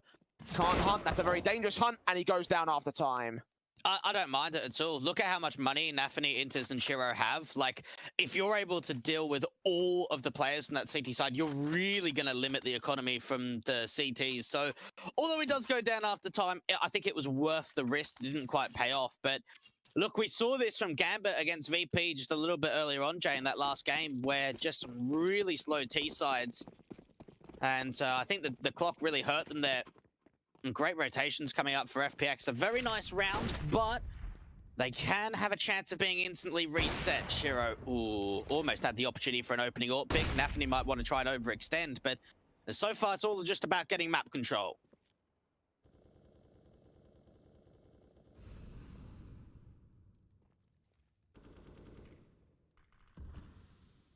Very far with this Farlig. Up to the AWP's position, burst through, Axel gets something back here. It's Farlig that opens up with a big green gun instead. Kill found, 5 versus 4 gained. FPX. Not going to strike anywhere else here towards the mid control. There will be one player in Nathany giving away his position. Doesn't give it up to a kill though here. Yeah, they know that Madden's there. just his feet little tickling the molly. And Gambit, though, maybe going back over towards a B site play. It looked like for a moment that it was going to be a lean out towards A once the bathrooms control came through, but they're in a position where they've baited out so much util from the city side that it's only a smoke HE and flashbang left. They're being very silent about their approach in towards short water too. Resmoke out towards short could not be timed any better from FPX. Flash is over. Sticko and Zen. Sticko in particular up on the ramp position. There's a good shot from Shiro. Nicely adjusted to the 4 versus 4. Gambit again storming in at the late part of the round. Nafri and Hobbit still get those frags together. Chris J can't find Wine to return. Double up on Hobbit as well. 2 versus 2. Almost made it 3, but Nafri shuts it back down. Marta can't respond. Now back to a one-on-one that Shiro can't deal with 2K up for the big green gun. And Gambit get the 5 on T side. And FPX reset. They're going to have to eco. No money to go for a forced investment here. Oh, what a return from Gambit. I thought the utility there from FPX was really good. It was about, what, 37, 38 seconds left on the clock, and they resmoked out towards short water. But it's just Shiro slow walking out with the AWP, entries out from Monster. And then just the water players falling so quickly. Chris J, he does a lot himself. 2 kills, really needed this 3rd one if they really wanted to have a good chance of winning that round. And they're going to be force spying, but not what is going on here. I don't know. This round I really don't know about.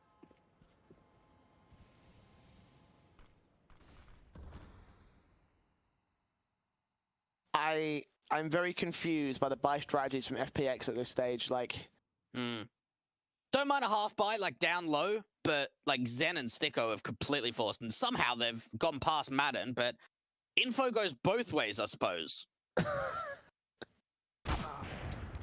Shiro expects it somehow, though. I don't know if he just saw a shoulder and peeked in and got shut down. These are some very weird rounds here on this map. Like, I'm not sure if FPX are just playing fast and loose and reckless because they realize they probably can't win this map because it is Gambit's best map in the pool. One that they're currently, I think, winning by 13 maps in a row now. Yeah, sounds about right. But yeah, I don't know. I don't know what to make of that here. 5 versus 4. 1 player pushing close in Farlig. Gets dealt with by Inters. Chris J falls out towards Dumpster. A site's theirs for the taking. Yeah, well, look, it was very one-sided last time, wasn't it? You mentioned it only a few rounds ago. 16-2 in favor of Gambit in the last head-to-head. Maps don't normally get more one-sided than that right there. But yeah, a bit of a interesting force buy, I suppose you can say here from FPX, at least for a couple of players. Look, at least for Sticko and Zen, they should be able to hold on to, obviously, the MP9s and the Kevlar and a little bit of utility. So it's not like all the investment is gone. But yeah, I'm with you here. I think we're seeing some questionable buys coming out, which are unnecessarily coming through.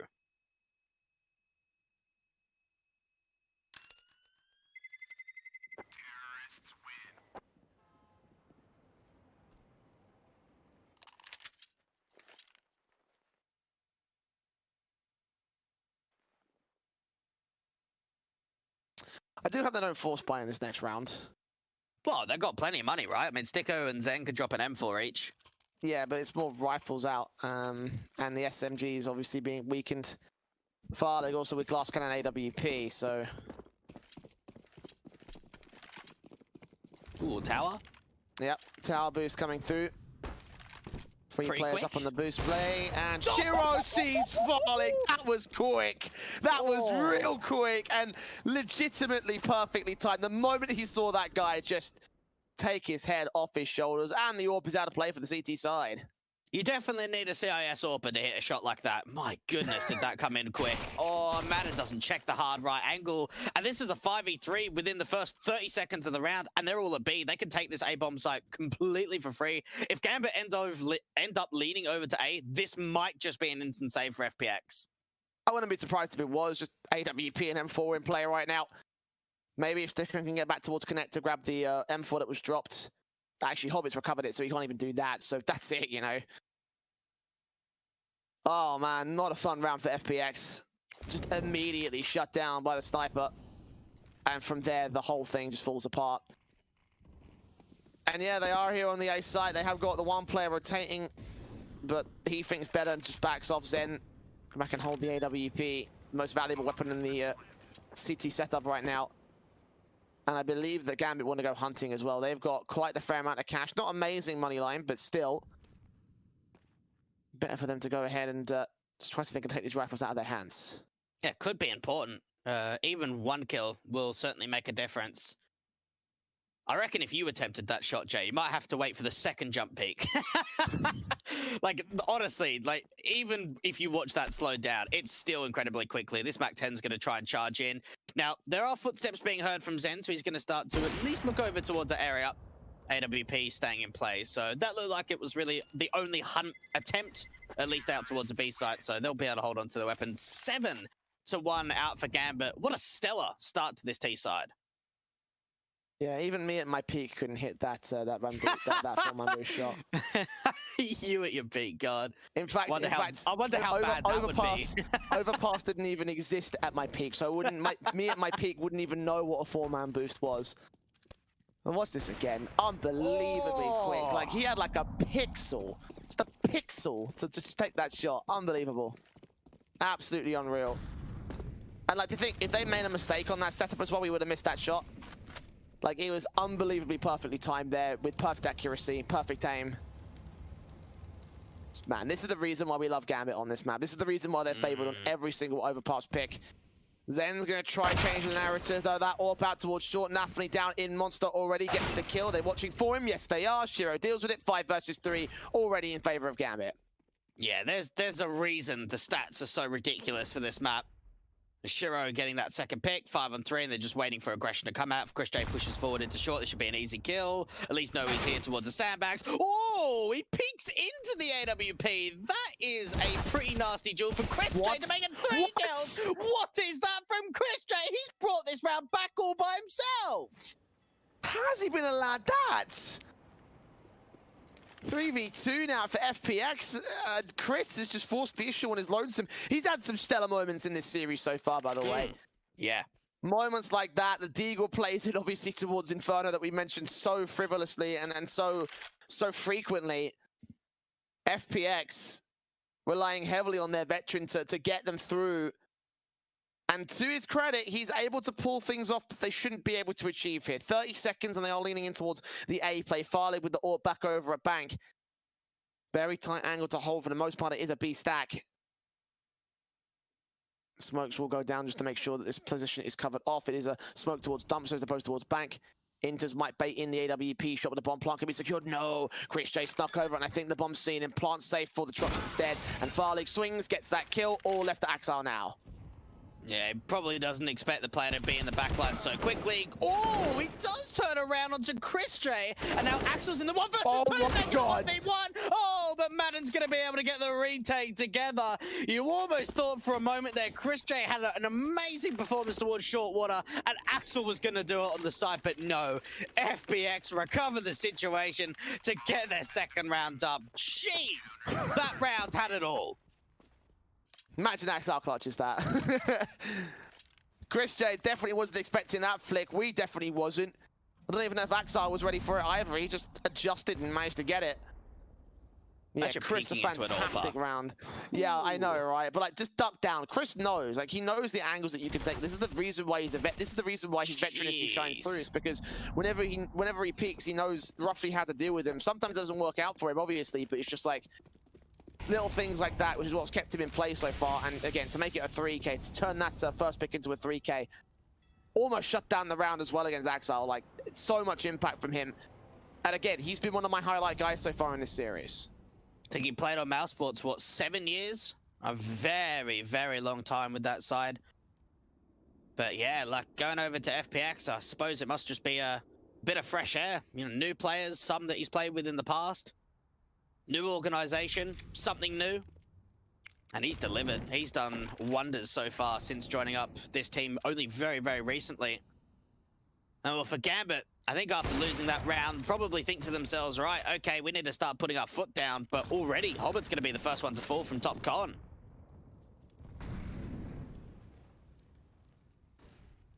Damage done. Inters with the AK looking back over to the long position. Starting to swing up to the mid control. It's Marden. back turn towards the birthday party area, which is where the T-side player is going to start making his way into. Peek away as well towards the short control, as Zen's going to evade the boost up on the sandbags area. Can Nafany spot Sticko? I don't think he can. Oh, just at the edge of the smoke. Can he see him? He can now. Tap to the head alongside Shiro's off pick. Zen's going to respond, however, gets himself 2 kills. As Martin comes in with one, it's all left to Shiro now. 20 seconds. P250 out, and Zen shuts him down. 3 frags to his name. And it will be a third to the board of FPX. I don't reckon they're giving in like they did the last time. These are some sick plays coming out from FPX. Beautiful double out from Zen to even swing again onto Shiro. And 2 in a row for FPX. Like, look, 3 to 7 down. It is still 4 rounds the difference, but get a bit of momentum going, get some rounds under your belt, and this could potentially be quite the close affair on Overpass. Gambit in the last 6 months, 18 wins and 1 loss. Again, mentioned it in the last best of 3, their only loss against NAVJ. Outside of that, they have pretty much schooled tier 2 teams, tier 3 teams, and even the top dogs at tier 1 teams.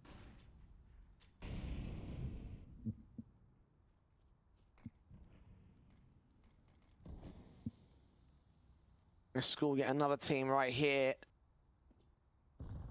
Right now, it's 4 rounds of difference, but Farlig up, trying to close that gap. Enters, trades it back all the same. 4 versus 4.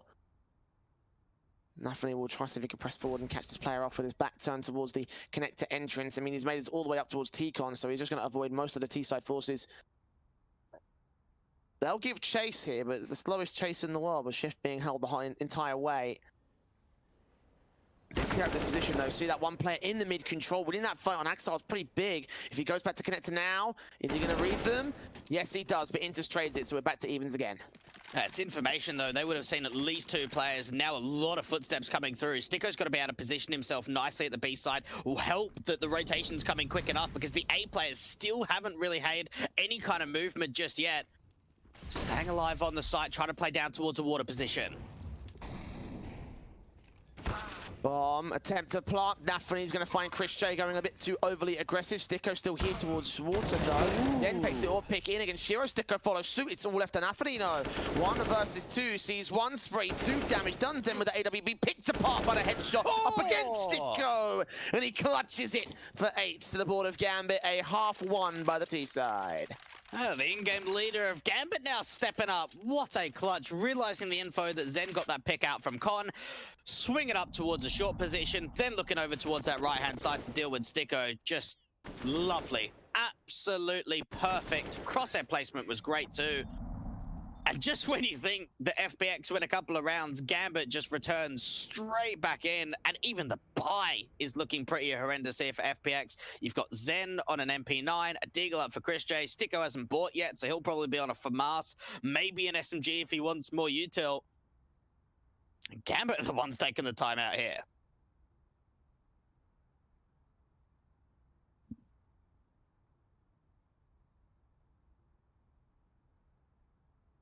I would have thought it would have been FPX the ones taking the tactical, but alas.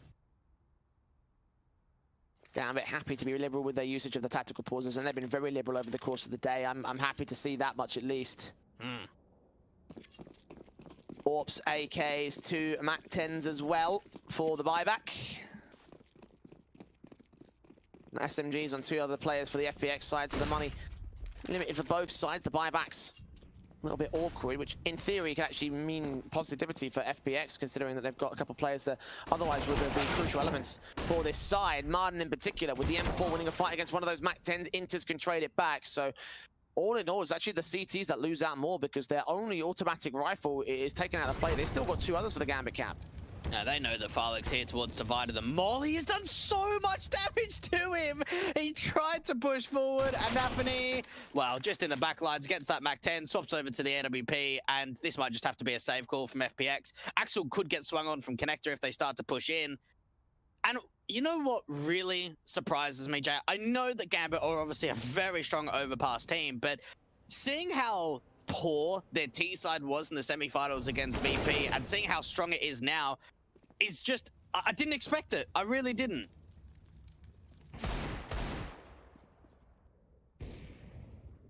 Taps through The Eagle of Chris. We get something out on this one here. The flash is through. Nades up towards the site. Smoke back down towards Cross. Molly burning Chris once again. I mean, they've done so much Molly damage here in this round. And you're waiting with flashbang in tow. Chris gets swung upon by enters. Axel will get the kill. And it's all of the Zen here to the mid position. The backstab 1 versus 4 for him. And a bomb plant that should be secured here. Yeah, this will be 9. Exile. Ooh, oh, no, he just goes for the spray instead. That is $600 and an AK for free, so not too terrible. That's one of the AKs as well, one of the 2 AKs they had for the T side, so this is going to be a pretty expensive round as a result. Something to hold on to, but it was a force buy from FPX, and the one thing, especially when it's a force, rather than it's just an eco, is when you get to a certain situation in the round, if you are in the disadvantage, then obviously you're going to be happy with what happens forward, knowing you're not going to win the round, but for FPX, they've got to realize, okay, yeah, like we got a couple of kills, we got an AK, bring it forward, but really we need rounds up on the board, and if we don't get them up quickly, we're probably going to be going to Dust 2 somewhat soon. I mean, 9-3, have to eco around this AK. We're probably looking at least 10, possibly 11 T-side rounds for Gambit when they only got 4 against VP and brought it back on the CT side, which was looking just so much stronger.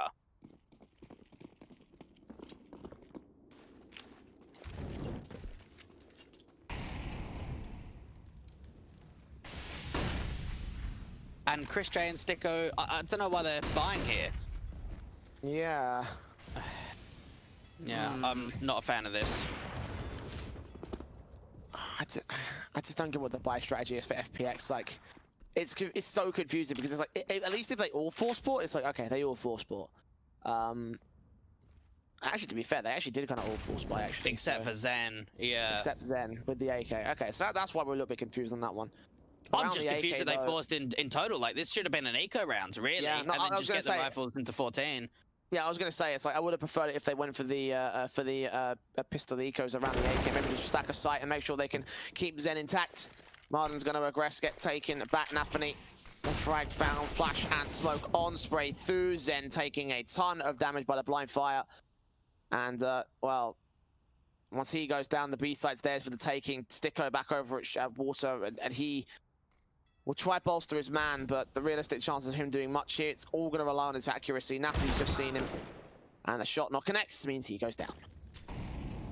Yeah, Zen, especially with him being on low HP, doesn't really give him too much favor in these peaks. That is a nice fight on Nafany. Might try and force the play back in towards the A site, or at least that's what Hobbit's trying to do. A site is really open. That single rotate coming up from far big.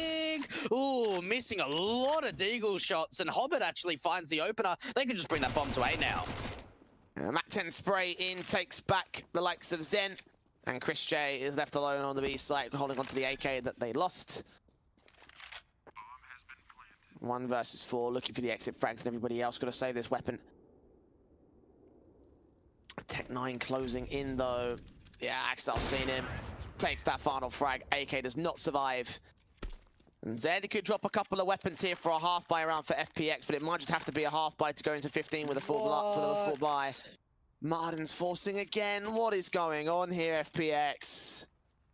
I swear I don't remember seeing this on Godsend. Like, nothing for like the FPX org or what have you, but is this the calling style that now Chris J's brought in? Like, why are they buying here? I just have no idea what is going on. Are they just that desperate for a round? And then they just peek into connector and Sheriff finds that first pick. I don't know what's happening here, Jay. I really don't know. I mean, your guess is as good as mine at this stage. I don't know either. This is getting picked apart as well by Gambit. This has just been decimation. For round 15, it means no buy as well for the FPX side. I'm just trying for the motions of trying to figure out. Listen, like, you know, what is the game plan here? Is there like a long-term strategy to trying to make a round like this work, or trying to, you know, force the issue in this particular one? Like, I just can't think of one, you know, like. No, I can't either. And these guys are all experienced at high-level CSGO, so I would have thought that they would have had some sort of knowledge of the fact that, listen, this is round 15, and you're going to be down to SMGs, a FAMA, a Scout, not even an M4 for any of the CTs in play to close out the half. I think if maybe some of the like force spikes would have worked in previous rounds, then I wouldn't have minded it. But considering they haven't been too successful with the rounds in which they've got SMGs or what have you, it is surprising to see them continue. And yeah, look, for FPX, they've struggled completely over this half. It's such a night and day performance in what we saw out on Inferno. Yeah, they did have to come back after being down a big deficit, but 16-14 is nowhere near what we're seeing here.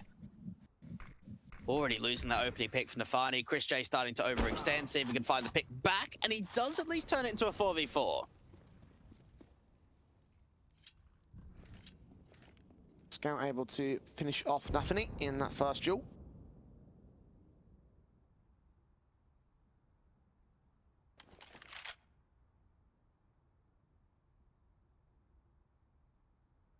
Minute to go for the round to close, and Gambit, for the most part, spread out and passive across their default. They've got one player in connector who's watching for any wraparounds. He'll make his way back up through connector into the mid position, where the other two T-side players that were there in mid have made their way out towards long for what seems to be a split play. Oh no! What? How? How? What? Check his PC, lads. Check his PC. Yeah, Vax in chat, guys. What a frag! Just completely spammed, and now Chris J's the only player at the A side. Oh, that's a big kill from the scout. That actually drops the bomb and could slow it down. Chris J finds another and follows up with a tag on the Divider player. He's bringing this back, but now it's down to a 2v2. Inter's entering from long. What a dramatic round this has turned out to be. Backstabbing coming from Farley. He denied the bomb plant. Oh, he's ahead too late. All left to Inter's overwhelmed now by two players on two different sides of the map. But facing against Zen, this SMG close to the site itself. Forcing forward, Inter's keeping himself very well held. Close range, sees that Shadow Zen with a shoulder bait. Gets the kill in the end. And FPX at the last hurdle will be able to secure a fourth and 11-4 half here in this CT side. Wow, that last round was a bit of a pace breaker, I have to say, but for the most part, it was Gambit just basically dominating the entire half. Yeah, look, it's at least a bit of pressure taken away from FPX. I mean, this kill was just fantastic. It's just a good spam attempt from Hobbit, but a really good hold from Chris J, and I almost feel that in most of the rounds that FPX won, it was pretty much Chris J doing something. That was a really nice display with the scout to not only find kills, but even that tag and set his teammates up. Gambit, though, have been fiery so far on Overpass, and I can only see that continuing into the second half.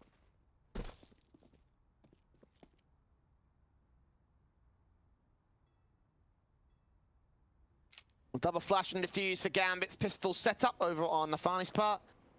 3 players of utility on FPX, 2 smokes, 3 flashbangs and a molly. USP is peeking in from the short control. Not able to find anything at this stage, or at least not able to spot any of the T-side presence, and the door's not open, there's no vision. In that position, as they flash their way in, takes fight, sees at least one player, falls back, out Molotovs on towards Toxic, will force them away. Inter's watching out from Monster. It is a fake, you're right about the wraparounds coming through. 2 players spotted to the site though, so that might point in rotations here from the CT forces. Shiro gets Chris J, and they only see Martin next, he backs off. There's a player at long that could be a bit of an issue here for them. USP gonna peek in, they haven't checked positions, Zen gonna go and turn around, respond towards it. Hobbit and Sticko trading, Hobbit still faced as Sticko gets a double, and Inters and Shiro, last 2 players left in a 3v2 scenario. FPX favorites for the retake. Yeah, big whiff there out from that long control from the city side. That could have been an easy couple of kills, but it actually swings the other way for FPX. Zen peeking out from the truck control, and now Inters is in a 1 versus 3 clutch. Trying to work off the information, seeing that one player towards Divider, or towards the default boxes, I should say. But running out of options. Try and see if he can take a bit of a duel onto Sticko. No, FPX convert the pistol round. That was very well done. That was a pretty good fake over to B. It drew somewhat of the rotations. Not everyone rotated off, but I think it was just a big misplay, really, from Gambit on that whiff, and then Sticko taking the fight to the CTs on rotate.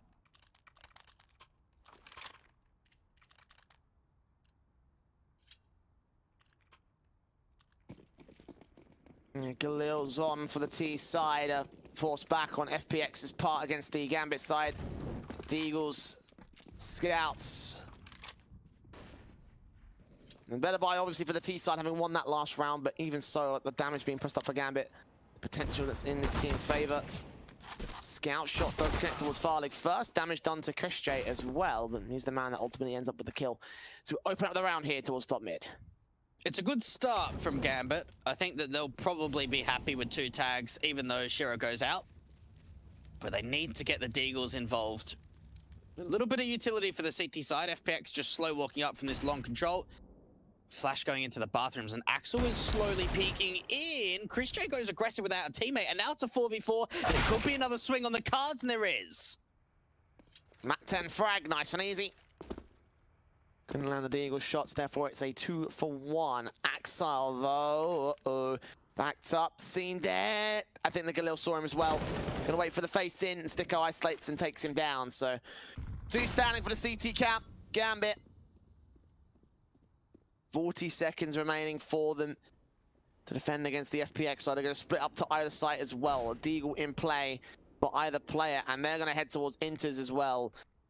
30 seconds. He might take down this first man. He's going to get his way back over towards the water position onto the ramp area, and Sticko just shuts him down. Peek, pick, easy as 6 to the board of FPX. All right, this is a start, and I think that's what FPX needed. Just get some rounds up. Hobbit is able to obviously hold on to that Deagle that he had, the Scout too. So, take the next round as a bit of an eco, a bit of a light one. Maybe chuck that Scout back over to Shiro. Looking for another weapon, or at least a smoke. Always get the utility. Oh, they're going hunting though for Sticko. That Mac 10. Oh no. Bye. He has no idea that he just faced Hobbit's gotten away with that. Head Kevlar's pretty valuable at this stage, so do you know what? Like, he can be happy with that one. Might be a bit of bonus going into the next round. He passed off that scout towards Shiro. Nice if you could also give him the head Kevlar, but there you go. Imagine that. Odds on Gamdom still favoured to the Gambit side, despite the couple of rounds that FPX have brought back here. It is on their map pick, though, so they're still, you know, 5 rounds ahead. Here we go. Scout in for Shiro, seeing what damage he can do. Doesn't do anything here. Enters the man to take the early damage over towards the B-bomb site. FPX just playing out the standard anti-eco, hoping to secure the rifles for the next one here, Gambit. Any damage they can do would be a plus. I actually like that Chris J's just on a Glock here. It just means that he doesn't need to invest into a weapon.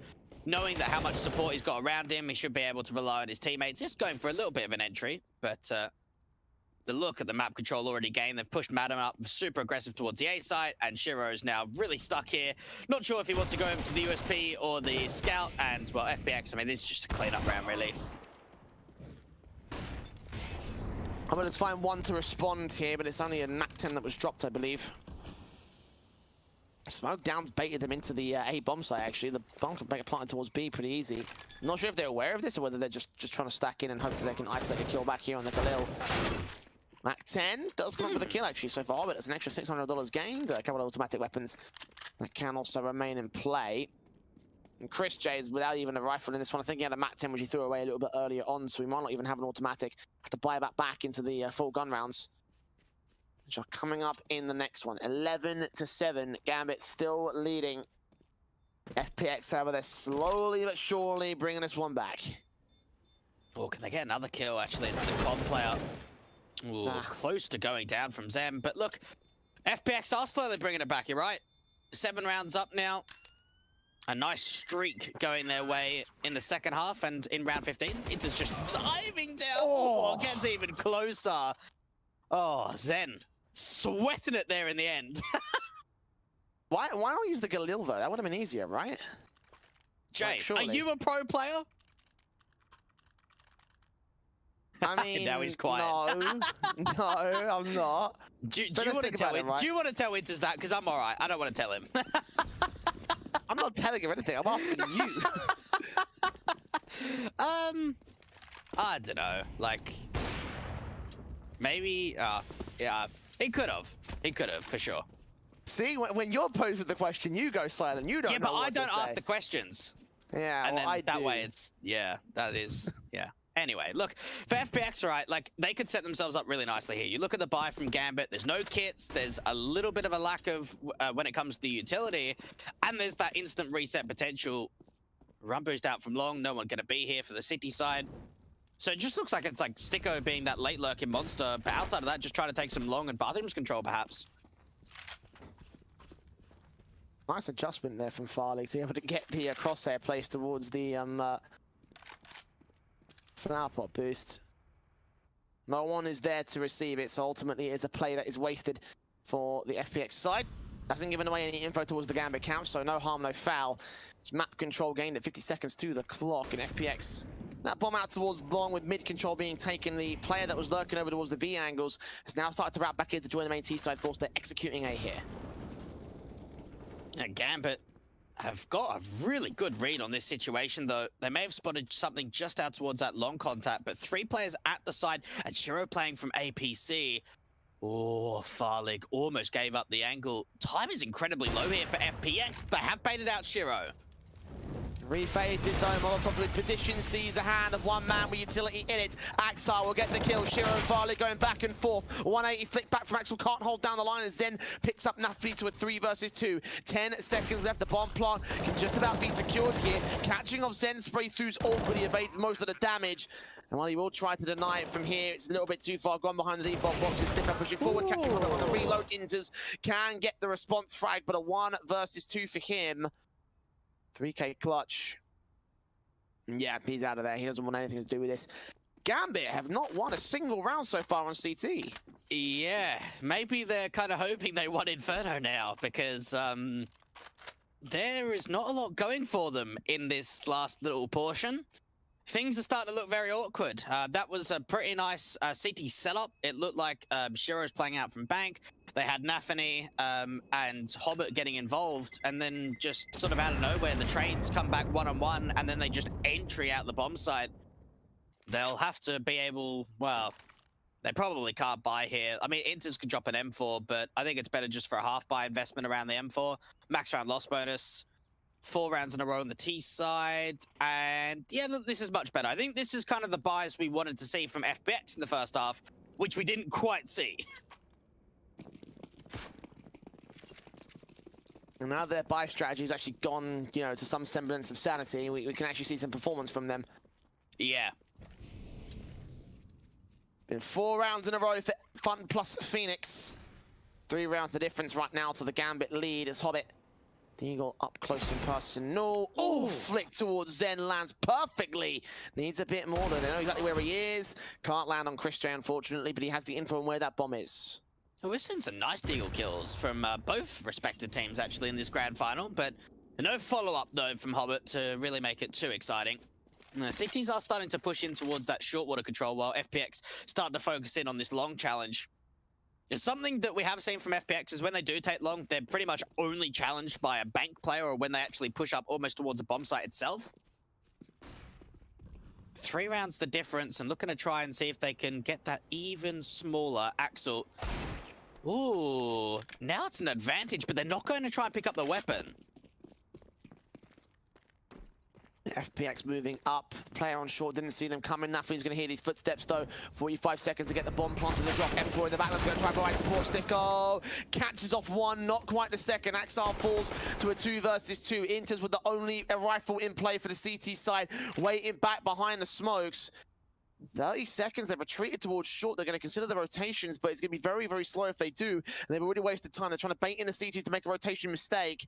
It's still going to rest on Inters to do most of the damage from this position. Yeah, Heaven Smoke being come down from the T side, but yeah, it all comes down to this swing from Water, and Farlek actually presses forward with the play, and now Madden with the bomb down to the 1 versus 1. It's down to Shiro to try and retake.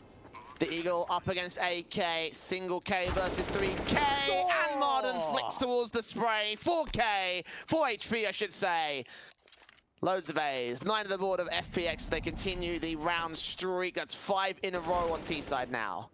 That is one big round. Whether it's an eco or not, Jake, that's a clutch, and that's a big, big one for FPX. They struggled there in that 2v2, It looked like Farlig wanted to try and overextend with Madden from bridge to clear out water, and it left Madden really isolated in that 1v2, but playing it well and making sure that streak continues. Well. 5 rounds in a row on the T side, 6 in a row if you include round 15. And Gambit need to take a little bit of a tactical because they've still got the lead, but I don't know if they're still in control. I would say they're fully not in control at this stage. They have lost 5 rounds in a row. They've gotten close on a couple of occasions, but... Yeah, that is true, but not there's converting. there's been a serious step up on the part of FPX right here to get to this position. For sure. Gambit back up on the rifle rounds. If they lose this one, we could be seeing an equal standing from 11-4 to 11-11. Seems to be quick B. You're right about that. FPX putting smokes up, counteracting by the CT side with their own monster smokes. Molotovs, nades in. Smoke back towards bridge, and Heaven will come through. They will molly off the short position as well. That might force Hobbit to go passive. Burns to 30 HP. Player now held towards water. Chris J's seen him. Now he's fully blind by Farlig's flash. Nade on Hobbit takes him down. They read that like a book, but in is still on site. Gets only 1 frag. Sticko trades it. It's a 4v2, and Shiro and Axel left to save their weapons. They are out of this round. What a sick execution from FPX. Well, Gambit just have to save here in a 2v4. There's no way that they can even attempt to go for this. There's just no money. They've got to save onto these weapons. It looked like it was going to be the rush B that then sort of turned into like a little bit of a double pump. There was an underhand throw molly to the short position, followed up by a HE from Zen, and the sight pass were fantastic. That is certainly a round to sit there and look back on and just look at the intricacies of how that happened, because you could not have had a better execution.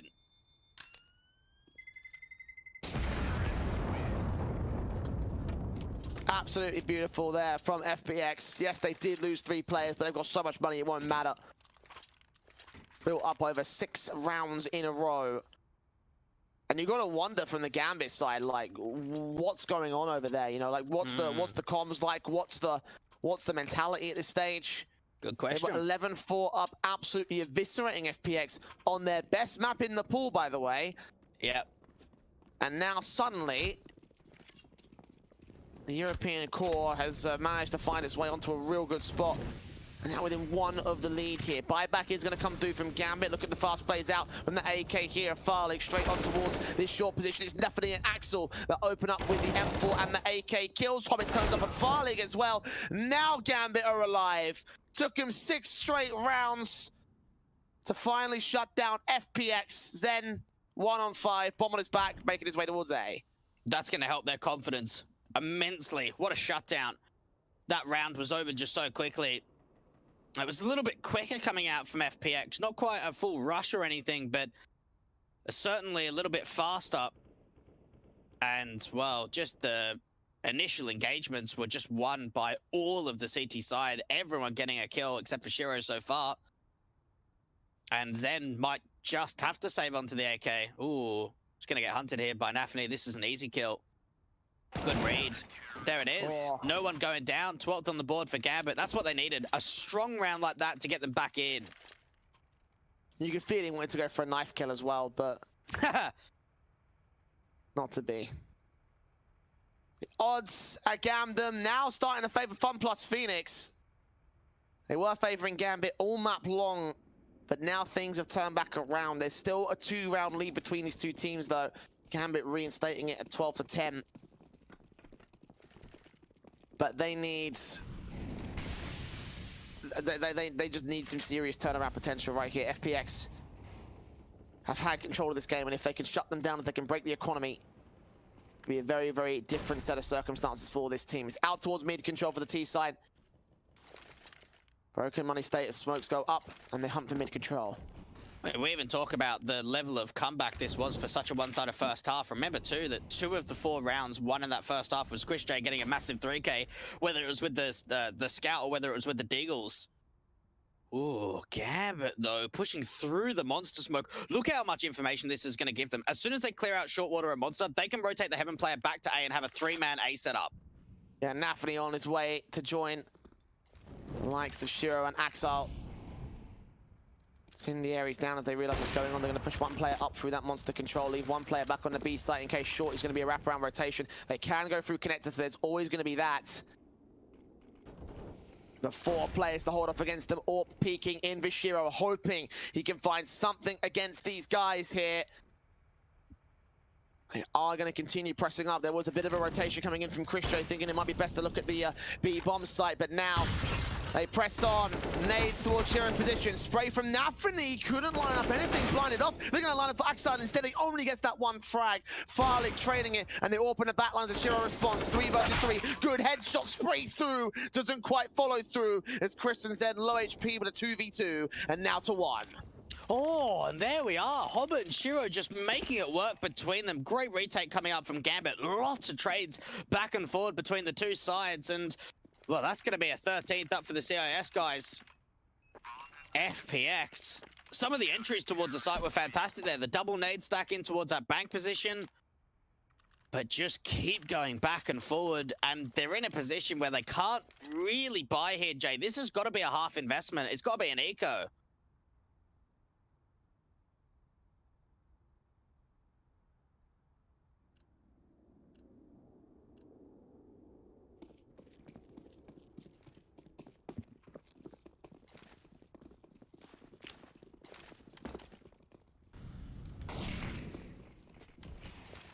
Tech9's back in for FPX. Gambit locking out the defensive and just trying to tip this momentum back to their favor, to try and tip this map ever so slowly towards them. Utility coming in, fast execution out and towards the B-bomb site. Tech9 close, Inters will have his back turned away, but Hobby's going to back his man up. One player at Toxic, going to go right past Inters as a result. M4 spray through, Blind Sticker comes up with 1 kill, but Farley will fall in trade, and the HG lands right on Sticker's part, leaving it to the Tech9ers then to do sweet FA. 14-10, Gambit back on the warpath. They had a hell of a stall in the early part of this half, but now they're back in control. Yeah, look, it feels that way, doesn't it? A couple of rounds in a row, 3 now, and you can just feel as if that now it looks like we're confidently going to a 3rd map. Yeah, maybe FPX do have a bit of a late resurgence again like they did at the beginning of the first half, but things are looking a lot more comfortable, a lot more convincing. Crossfires are looking stronger. And Gambit need 2 more on their map pick of Overpass to take it to a 3rd map of Dust 2, which could be very interesting as a last map decider in a best-of-3 grand final. Aggression coming through towards Shortwater with the AWP from Shiro to find that first onto Zen. Good job bailing out. Hobbit could have been in trouble if he wasn't careful, so shot from the AWP to guarantee the kill. Axon also ready for the long control. This is what you think when he turns away at the wrong moment. Ooh. And Martin can capitalize on it. Headshot shut down, 4 versus 4 now. The bomb can make its way right back out towards the B side, it seems, going back through T-Con. Yeah, 1 player's already there in Monster, and they've left 1 player on the connector control who's looking back up to the mid position, so they're mostly going to be uncontested before the execution. Yeah, what's nice about this is they don't go through con, so they don't really have to deal with Hobbit at all. Maybe the bathrooms lurk does from Madden, anticipating maybe Hobbit to swing up. 1 player over at B, they just get that post plant in straight away. Oh, Molly's at least going to slow him down for a little bit longer. And Madden, you know what? If they start to open up B, he could be the late lurk from A to come through from heaven. Shiro turns up on Sticko, 2-for-1 trades. Bomb is close to site, not quite there for it. Martin's going to try backstab in from this mid control. Rotation out from the mid position. Martin's going to walk right past it. They have no cover towards short. They're going to have to keep their eyes on that. I believe he may have been spotted up on that A-bomb site because now they're focused their fire entirely. Chris J sprayed up, tagged up the 15 points of health. Sure with the AWP is on site. Keeping his eyes on the back line, spotting out Chris. Flashes through, Farley goes down. Chris J with 1 good trade. And now Martin is up here in heaven. They've smoked it off. They definitely saw him. They know exactly where he is. Incendiary on short. Chris is way too low HP. And now Martin's attacking back from Graffiti. Bomb on the defuse, back behind the default stack. There's nothing he can do about it. And the defuse is stuck for map point for Gambit. Yeah, they must have seen him, right? Like, there's no way you're going to smoke heaven off like that. They must have known. And I think it was Nafani, the one to rotate in from the top of connector, that may have just been able to turn around and just see a little bit of an edge. FPX relying on that backstab play, relying on the lurk attempt from Madden to just take away at least some of the rotations, but it doesn't quite come through with it being known. 15-10 now up for Gambit. 1 more round will do it. FPX need 5 in a row to go to overtime, Jam. We've been here in OT before. We were here today just a little bit earlier on. Let's see if Gambit could close it out. Well, that's already the good start, but the trade comes in instantly. FPX 5 map points to deal with here on the Gambit side. Sticko has seen one player jumping up from the boost spot position.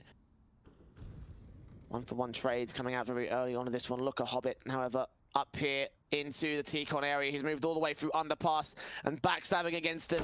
You can find Zen and Farlig. It's Sticko, however, that acts towards the B side. Rotations could get called in, but Zen realizes what's going on. Taken back down to a 3 versus 3 situation. Yeah, that's such an important kill from Sticko, but there's a big backstab in play, and Shiro with the NWP connects onto Sticko. Chris J and Farlig in a 2v3, and they're very, very spread from one another. Chris J's making a lot of movement to the A side now. This is going to be heard.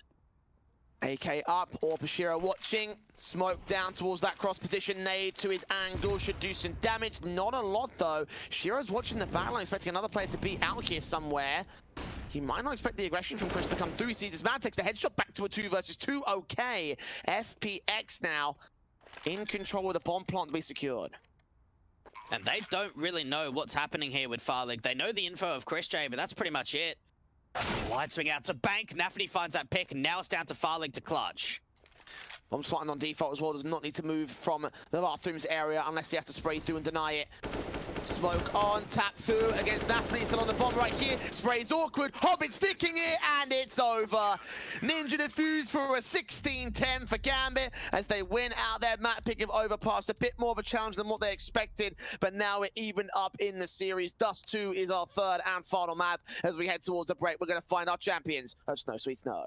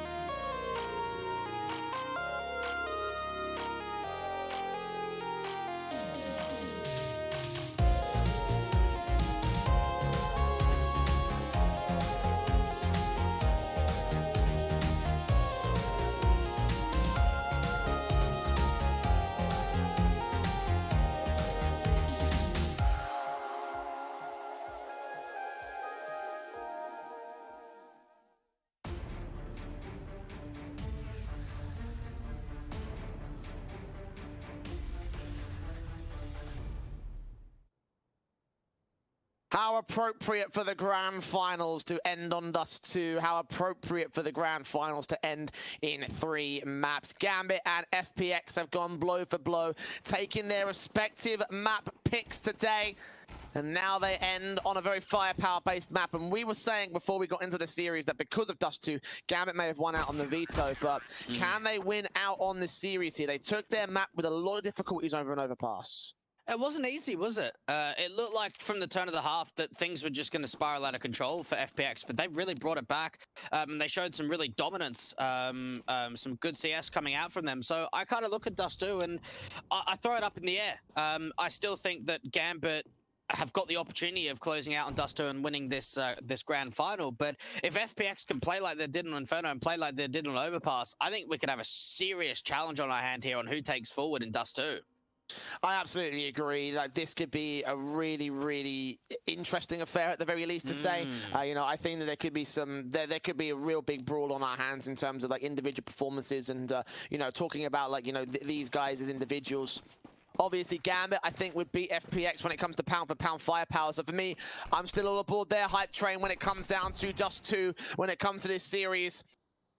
And let's see if Gambit can pull it off. CT side start for them. FPX looking for their first win under this organization as the pistol round goes live. Inter's watching. It's Marden and Zen to open up the frag counts. Farlig and Marden cleaning house. The frags come in so quick for the T side. What a pistol round!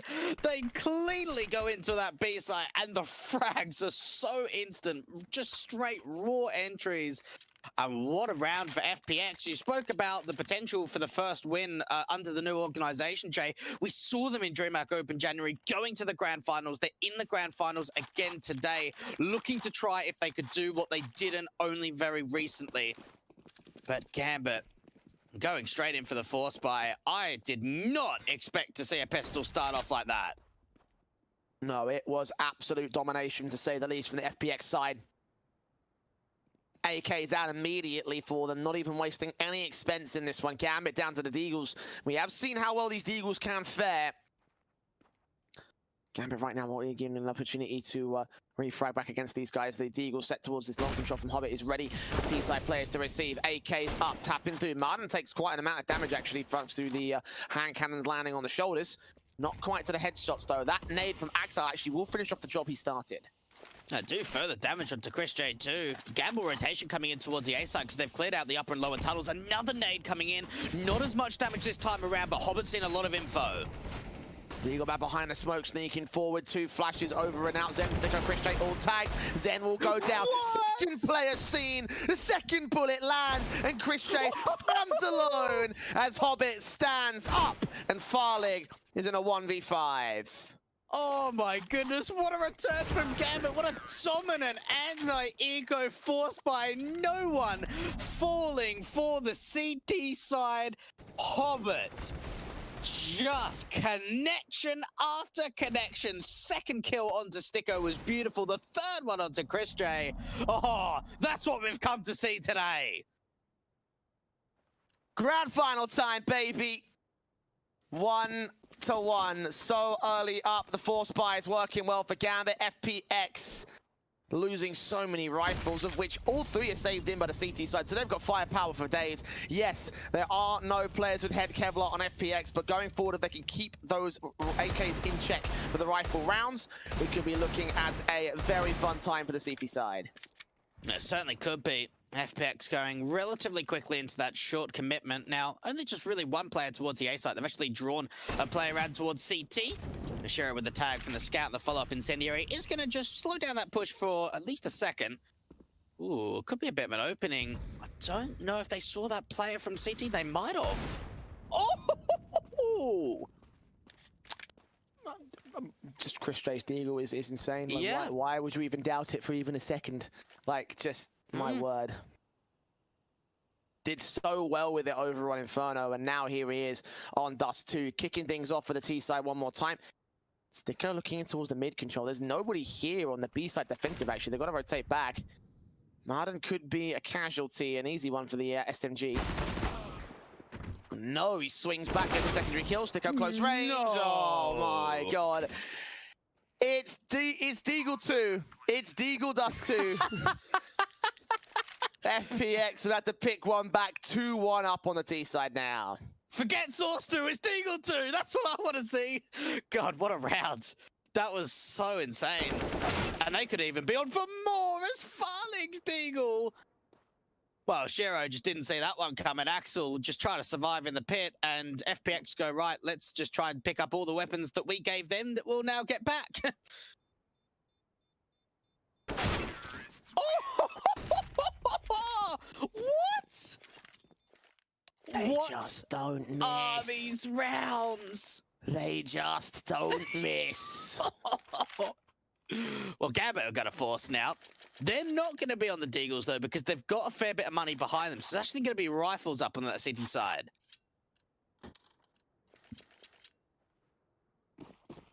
We go force for force here between Gambit and FPX. Scout shot actually does land.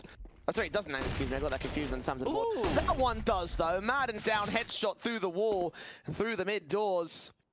Axile kicking things off fantastically for the CT forces as the 5 versus 4 ensues.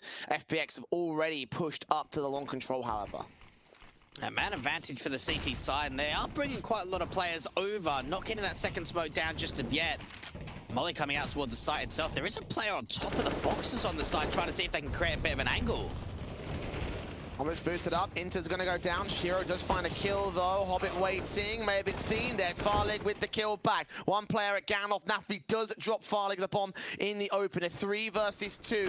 60 seconds left. Player out in the open. Nafri gets swung upon by Zen. Spotted out by Chris J. Another player seen towards Gandalf. Suddenly leaves it all on Axel with a scout on the short control. The only player who's not a known entity, and the player that strikes next on Zen. Chris J looking up. Sees the shoulder baits. Now they got the info on where exactly he is. They still see eyes on the bomb, but his taps continue to find frags, and he doubles up to save the round for FPX.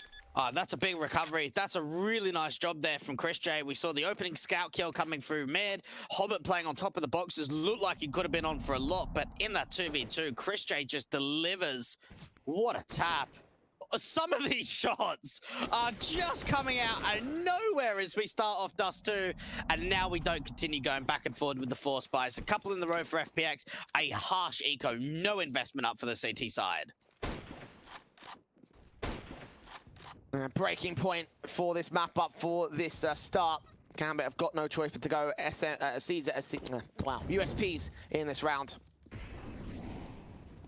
T is just pressing into the mid positions right now. The Mac 10 of Chris J will lead that charge. 2 players falling back towards the A play. You've got Shiro and Inters. Flashes do go over as these players move up. They see that one man taps.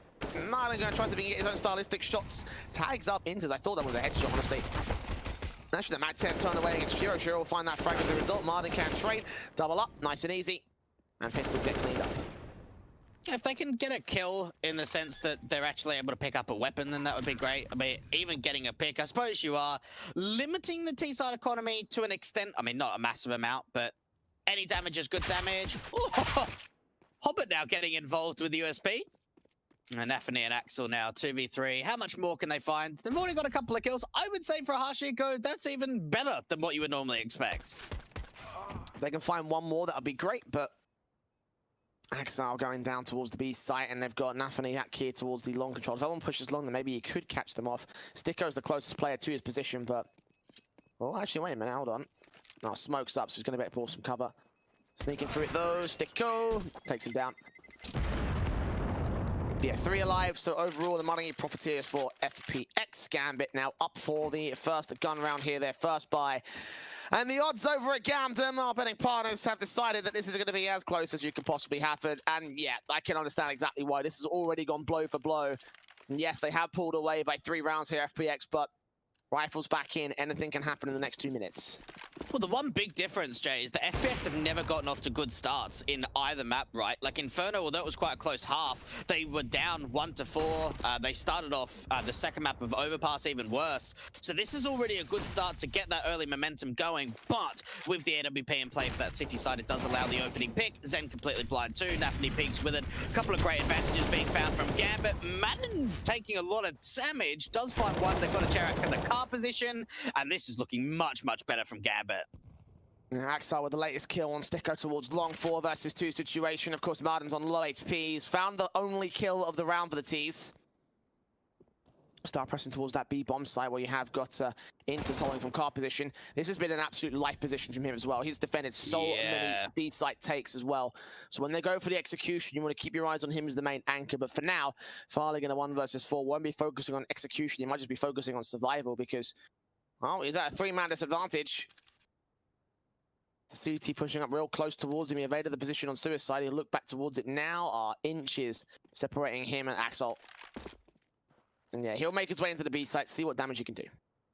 Interesting that both teams played Dust 2 in the semi-finals. We saw FPX getting a victory over Saw, 16-13, and then a loss for Gambit against VP in overtime at 19-22. So both games of Dust 2 being very close. But Gambit, certainly their track record on this map is much better. That was the first victory for the core of FPX in the last 3 months today. Obviously, the semi-finals being played just before the grand final. And it would have been nice for FPX to probably have a little bit of time off, I suppose. Not a massive amount, right? But they had a 2-0 series that probably had, what, an hour and a half, hour 45-minute break, I want to say, until they played the grand final. Maybe even stretch it to 2 hours, considering how long the VP Gambit game was. You got to remember as well that partway through map 1, they had a 20-minute tech pause, so, you know. Oh, yeah, they did have that as well, actually. They've had plenty of time to rest up, let's put it that way. It's funny, actually, because that series finished first, even despite the fact that their first map ended when our second map was starting. So that'll explain how much of an absolute banger the Gambit versus Virtus Pro matchup was. If you haven't seen that, go back and watch it after we're done today.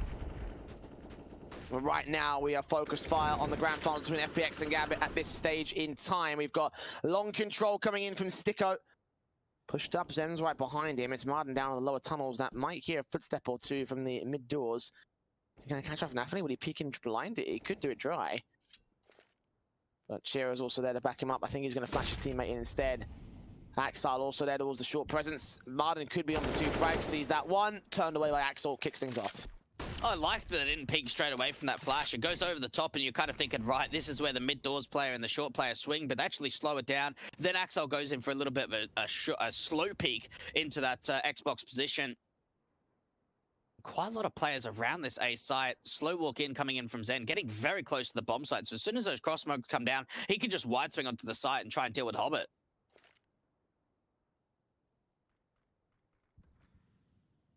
Chris setting up smokes to the cross position alongside Farlig. Shiro blinded off from this cross position. The Molotovs will go back. The nade from the back line's going to miss out. Close range from Zen, sprays through. Hobbit had no idea, and Shiro forced away. Sticko. I think a lecture off on Chris J. You're right about Sticko, they're on the short control. Shiro and Axel got their backs turned. They have no info. No, they are watching this. I think Sticko gave away an information play, and there it is. A kill comes through. It's a 4v3 retake. No, that really looked like it was going to go the other way. Zen pushed forward, get that incendiary just to try and buy a little bit more time, but Nafany from CT at least brings it down to a 2-man advantage. AK flick, burst, tap, spray, unable to get the kills. Farling is there with AWP, 2 kills to his name. Good flick on Nafany, peeking alongside Axel. The kill, the trade can't come back. He gets a 3K, and Gambit get a 3 rounds. Well, good retake coming out from Gambit. I think that for Sticko, his first jiggle peek may have just... I don't think it was quite a sound cue, but I think that Shiro was watching for it, saw that jiggle peek, and then from there was able just to hold on to that angle for the wide swing. That flank attempt was a nice idea from FPX, but didn't quite work out the way they would have liked. And look, one thing we certainly saw from Gambit out on Inferno for the first map of the series was Hobbit doing a little bit of double AWPing, but obviously on Dust 2, Nafany going to pick it up for Gambit.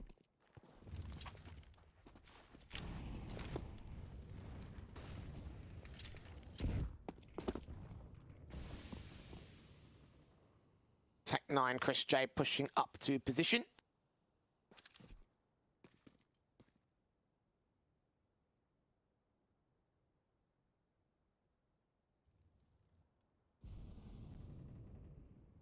Pistols out towards these upper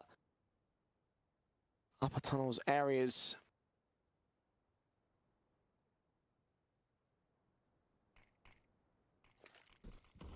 very quiet on this default. Gambit or FPX don't want to challenge each other, don't want to give up the ghost as of right now. Finally, a bit of noise being made, but it's all just blind shots through smoke. Smokes go back down from the T side, meanwhile. Towards the doors, on towards the window area. Counter flash come back from Inters as execution comes in from Gambit. It's stopped, however, by the counters of their own right. Nafany gets the kill. Shura following up with the AWP. 2 frags, maybe going to get a 3k on Martin. As Axile gets that kill. Counter rotations from FPX. Probably going to get shut down by the M4 in mid-season. Both sprays down, takes down 1. Stick left at a 1 versus 5. So even if he wins this fight, he's got 4 more to find. Yeah, he's got so much, and even the nade, ooh, just evades him. Does have a bit of an attempt towards the side, but no. Gambit closed the round out, 4 against 4. And look, that was just a really, really strong defensive, right? Inter's playing towards back plat. They didn't over-rotate. They still kept eyes out from that mid-control. But just the tag and the spam through that smoke, it was almost like FPX took so much damage before they could even set themselves up for a B play on the XE, and eventually they had to start to move away, but it was already too late from there.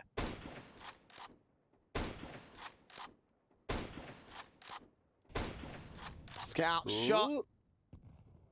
Connecting towards 1 and Nafany out towards the mid-control. This eco, this half-buy from FPX. Still seeing a number of decent firepower weapons in play. Farlig will be allowed to go towards the Xbox. Footsteps may have been heard there by Hobbit. Indeed, a Molotov's off the position. Shows they can't make their way up. The nade will do some damage towards Zen.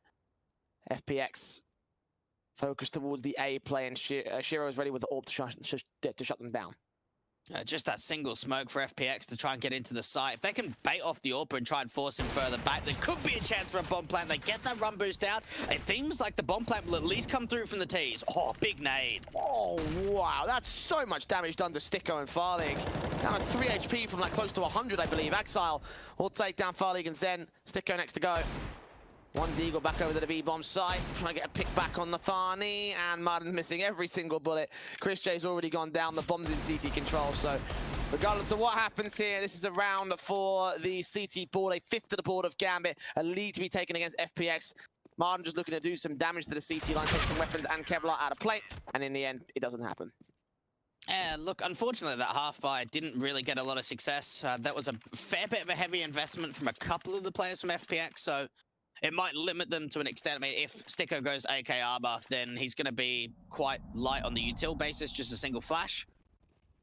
But yeah, the nades were great. And then from here, Axel and Hobbit just start swinging over the top of the flames, and it's just clean up crew. 5-4, Gambit winning 4 in a row, and it's attack pause coming out from the international squad. And 4 in a row lost for them, so they want to try and change. They can change the pace here. Gambit back in control on CT side, and we saw a pretty decent CT side coming out from them, and Dust 2 a little bit earlier on today. Not sure how well it was how well the CT side was for FPX against Saw, but double AWP setup ready to receive here from the CT cam. They've got 1 on Nafany, 1 on Shiro. Talk about that double AWP setup a little bit over the course of the Dust 2 map in the earlier series, and as well as that, it's Hobbit not taking the AWP this time around. He's on for the SMG. Axile doesn't need any such hand cannons to make things happen here. He's got the automatic M4 that shuts them down. Nades to get the AK out of dodge. The SMG can pick that up as well. A good start coming out for Gambit. Late lurk from Zen. Ooh, gets close to that body block. That could have been a lot of information, and Hobbit somehow stuck behind him. Zen must have walked out, tried to get in front of that smoke. And now FPX is just getting picked apart. 3 players left. A simple duels going the way of Gambit as well. And if they can continue making it seem simple, then this could be a simple grand final if they're not careful. FPX to lose to another Russian team. Obviously, second place at DreamHack against Spirit. Right now, Gambit would love to be the major thorn on their side at the moment. It's Chris J aggressing into the CT spawn. Bomb gets dropped by Hobbit. Chris is still lurking around all the CT positions. Going to try to see if he can make his way up towards the A site flank. With the bomb down, Martin also suppressed here towards mid-control at 40 points of health. It's going to be a very difficult round for FPX to win from here.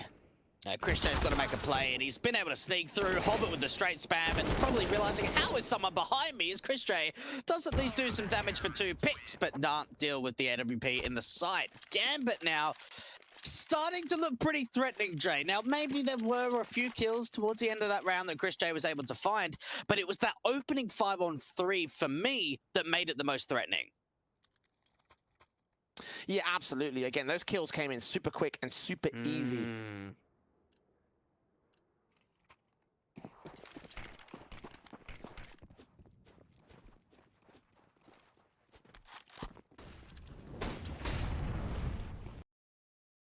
Scout set in is the only weapon that Chris J has to work with at this stage.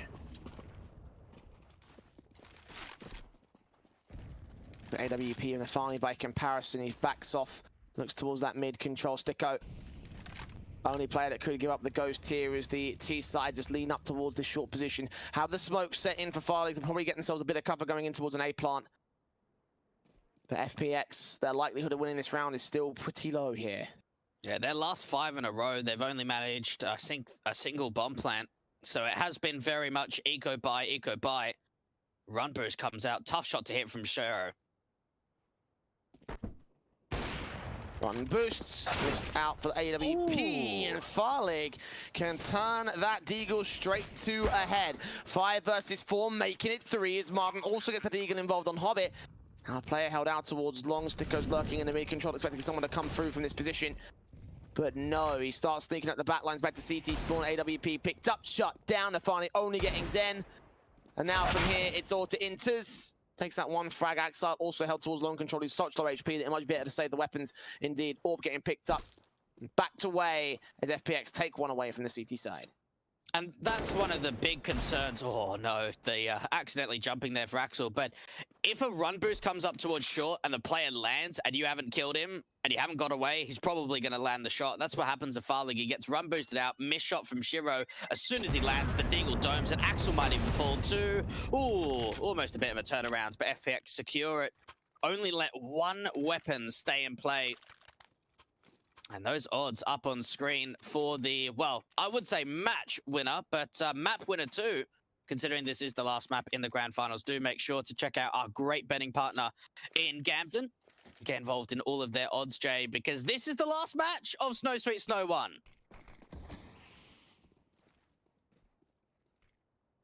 Indeed it is the last map that we'll see played out, grand finals and all. And Gambit, currently the leading team, but only by a margin of a single round here. It could be a very, very different story. Straight to Martin, gets Hobbit, opens things up with the kill on the head. 5 versus 4. FPX pressing the issue into the mid to be split. And finally makes his way in through the CT spawn though. Captures Martin past the smoke and backs off. Happy to assist here. 4 on 4. Stick goes low. They have got Inters also hold towards Carl once again. His common position that he's loved to play so well so far. Farley catching up with Farley. Zen here takes his way around the corner and the kill comes back for the M4. But he's so siphoned off his teammates. Needs backup real quick. His own flashbang keeps him blind, so Chris can get the kill easy. Farley backs off, the bomb plant can be secured. What I love there is the intent out from mid from FPX just draws the CTs to not rotate from CT spawn, and really for Inters, like, he needs to do so much from that car position. Yes, unfortunately, he did blind himself, but even getting a second pick, it would have just been so vital to go in for the retake. Missed AWP shot from Farlig, but they're just looking for exit kills. Chris J actually peeks in. With the, what do you think about the exits here? Because, like, we are getting late into the first half, but both teams don't really have a massive economy line. Oh, there he is. Ooh, good shot. Shiro's like, I don't see him. Oh, no, there. He's to my right. Or can get grabbed by Axile. Will he get away? I think he would just about will against Farley, yeah. All right, FPX, 6-all. Good, a couple of rounds coming in from them. That does break the backs of the economy of the CT side. That AWP being saved means that they're still going to try and justify forcing the issue here. Kevlar utility coming through. A Fama in for Inters, though, is not going to be ideal. To his credit, he's played well with the Fama in towards that car position. Like, we've seen several great spray downs from him. on a weakened weapon. Oh, but Farley's going to do you one better. Flex shot through the smoke, catching insters, kicking things off, and that cuts off any of the CT side players on this B side. It's a run straight in, you're right, a rush tactic being called. The bomb's already crossed. One player suppressed towards the tunnel's entrance. Sticker's already in mid to try to cut them off in the rotations. This will be a 5v4 retake here. Yeah, they're saving already. You can just see how quickly the A players just back off. They could go on some really big hunts here, FPX. And look, that is sometimes what you have. If you've got a bit of a default heavy with a couple of players looking to go into upper tunnels at the beginning of the round, no matter what happens, and you get a pick out from the mid doors, just commit straight into B, because you know at most they're going to play 2 anchors at B early round. So if you run in, you're only going to have to deal with 1 player at most. They only were playing a 1B setup that time around. So they find that pick, they run in, and it's just a simple site take. A few players trying to go hunting. Nothing too over-aggressive here, though, from FPX. Oh, that's a big kill. Yeah, Sticko taking out 3 players total on the Gambit side. These 2 rifles desperate to stay in play. They will get Sticko at the very least. Hobbit up against Marden. Doing damage, no frag against that CT player. They're keeping it in for this one. That's a very, very crucial round to win out for the T side, because it does, again, break the economy state of the Gambit side. No buy available around these rifles. It's just going to be an eco to reinvest into round 15. It's been very streaky, hasn't it, this Dust 2? We haven't seen many back and forward rounds. It's normally been a bit of momentum shifts, you know, 3 in a row, 4 in a row, then 5 in a row, whatever it may be, back and forth, rather than those 1 or 2 rounds each. FPX starting to really gain some control now on this T side of Dust 2, looking very dominant. 3 in a row for them, and what is a very light half buy, really. Just an eco around those 2 weapons. Another B commitment, maybe, for FPX. 3 players up, Molotov's down. Flash through, sees 3 individuals here towards the mid position. Enters, always let Madden cross. Tap through, get a headshot on towards 1. Just pull up with a USP, allows Axile to strike. Nafri's also got an AWP picked up. Rifles are plenty. How the hell have they pulled this off? Gambit never should win a round like this. Yeah, that's frustrating. That really is. Sticko now has to try and clutch a 1v3, and well, Hobbit is playing pretty aggressive, does open up his life.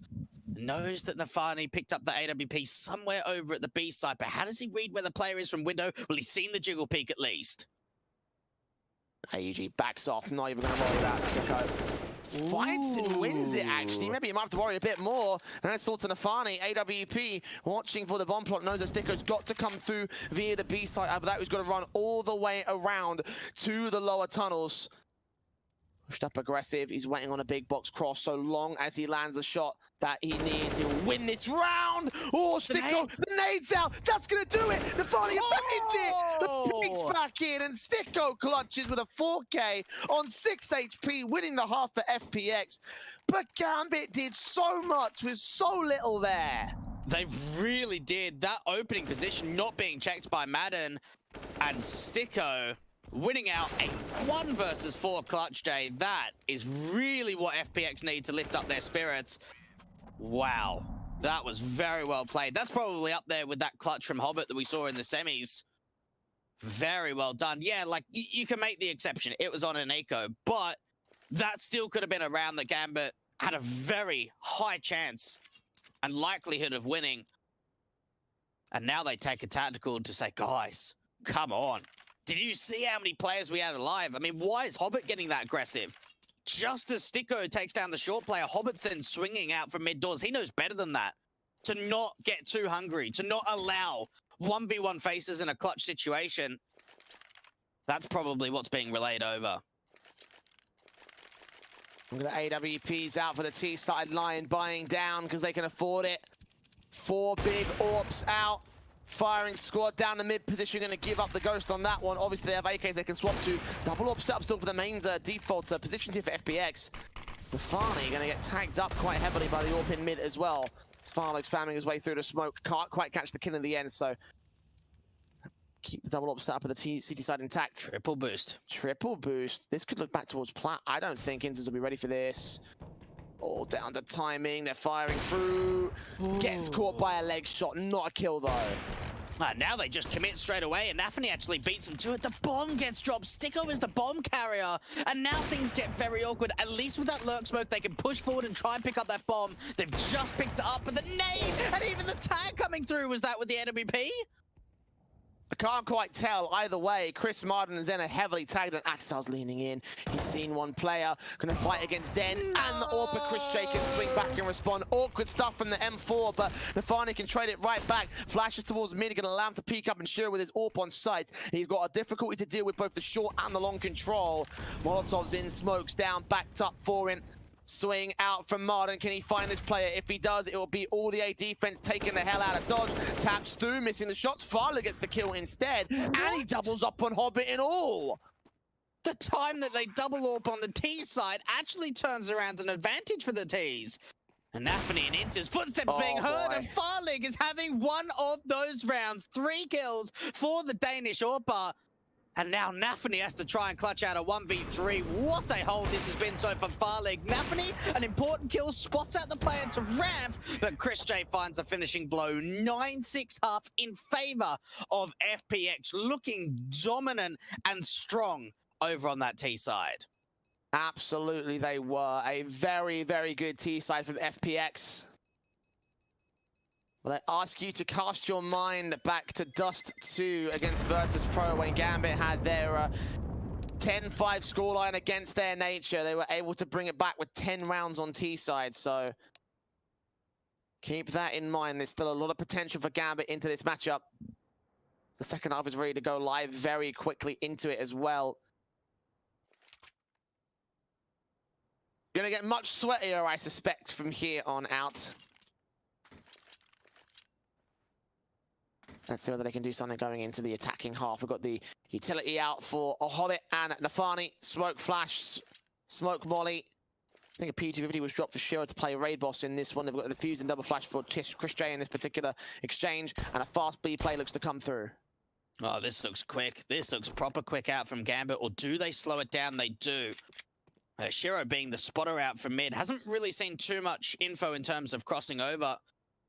Very, very passive play from FPX outside of these 2 players just behind the mid doors. Flash over. Chris turned away from the P2K. That was actually a decoy grenade, in fact. Doesn't lead to anything at this stage. Taps through, smoke down the one way, allowing the cross to come through towards this Xbox position. Chris did not see anything either, as Zen's going to start peeking forward instead. See nothing at all. He might have heard footsteps, but he's repositioned. The finally thinks he's safe. He thought wrong.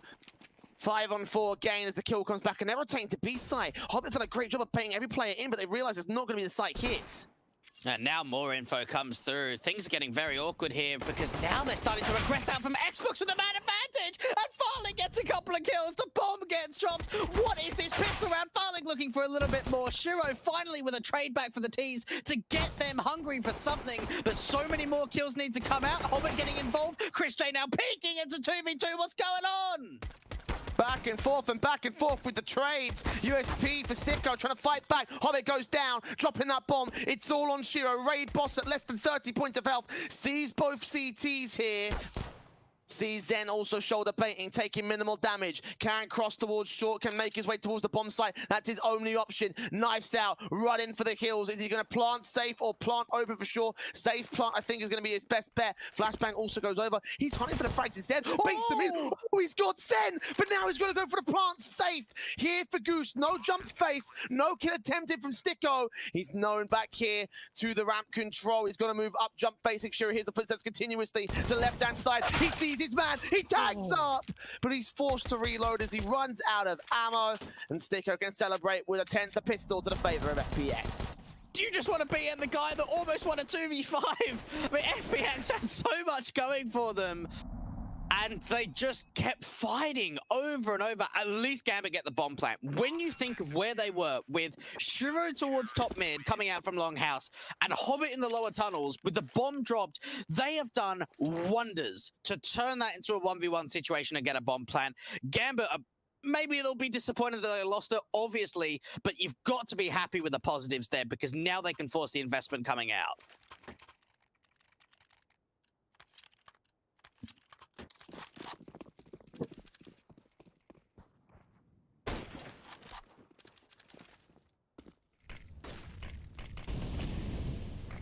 AK, Galil, Scout, and 2 Deagles for Gambit on this force buy-in. You can see Shiro's already tagged up heavy.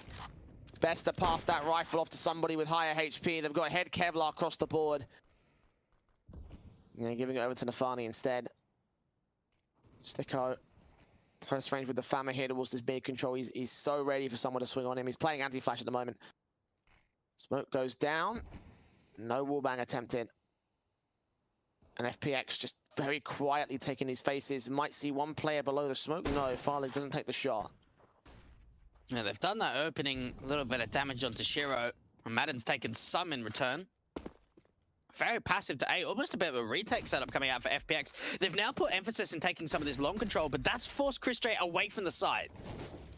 2 players seeing on the swing. Nafani turns that AK up to a frag on Farley. Axel's still waiting here towards Shaw. Chris J gets the kill back, and Axel strikes. Sticko goes down. 4 versus 3. Making it 2 and 1. Hobbit and Axel still fragging away. And Zen is left to save.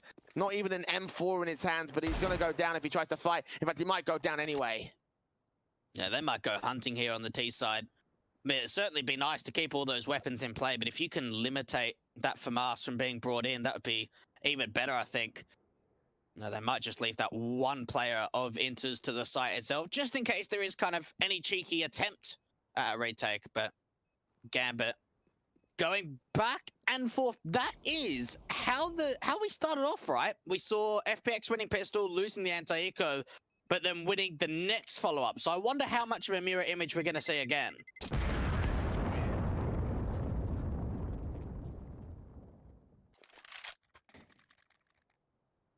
Oh, their mods, Jay. They're so close. Honestly, it's understandable with how back and forth this game has been, with how close and down to the wire it's gone. All 3 maps. Overtime potential, all that jazz, you know. Scout out for Shiro. Main sniper of the T side, the weakest weapon they have on the T side is alongside the Galil. And Inters on 56 points of health will get tagged early on into this round. At the very least, FPX has done damage with what little they've had, trying to force the issue. Falling back our way. Gambit slow it down now that they've taken that long challenge and left a late lurk from Nafany into the upper tunnels. Maybe try and deal with any kind of aggressive lurking plays out from FPX. Do they just gamble stack here? Farley looks like he wants to try and body block and give himself an angle. There isn't, unfortunately, an angle to work with.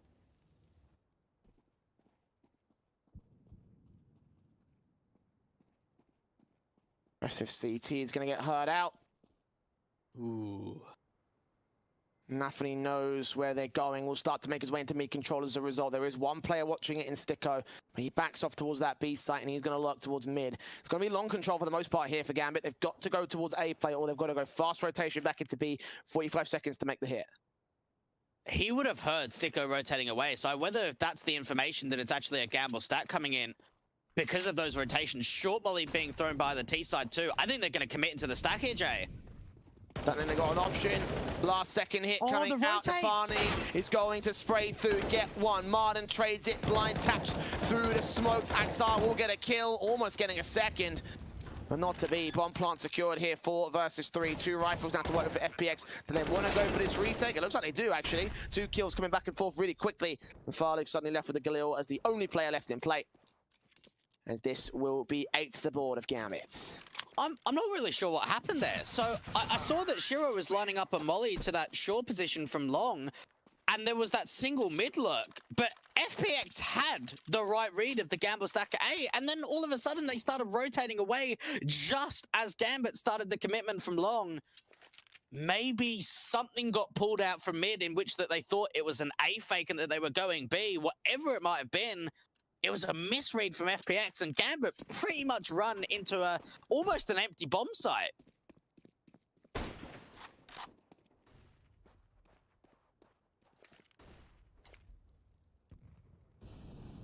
FPX, basic eco setting for this next round. Gambit just want to see if they can close this down easy. It's spray through from Axar that will do as minimal amounts. Taps through. They're coming in from this long house, and Martin gets the kill. Shiro can respond at the very least. The Sticker should be known, dealt with by Inters. So man advantage and control maintained by Gambit on the anti-eco. Try and see if you can not allow that weapon to be recovered from the CT side. Hobbit's already swung out from short. Shiro getting involved too. And Chris J. 1v4. May spot out the player towards his short position with the FAMAS just bursting in. But Gambit now starting to close the distance, Jay. 9 to 10. The difference is only 1. We've been in these kind of positions before, though, on Dust 2, where Gambit have only just been a little bit behind from FPX.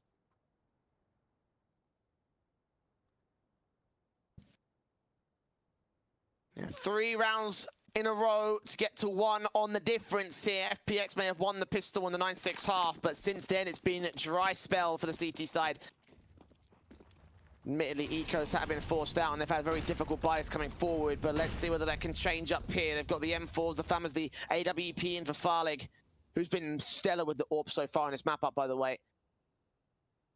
FPX, a bit of an A lean, 3 players there total, 1 towards mid, 1 towards the B site. Marlon's going to continue pressing in towards long as 1 player tries to rotate that position.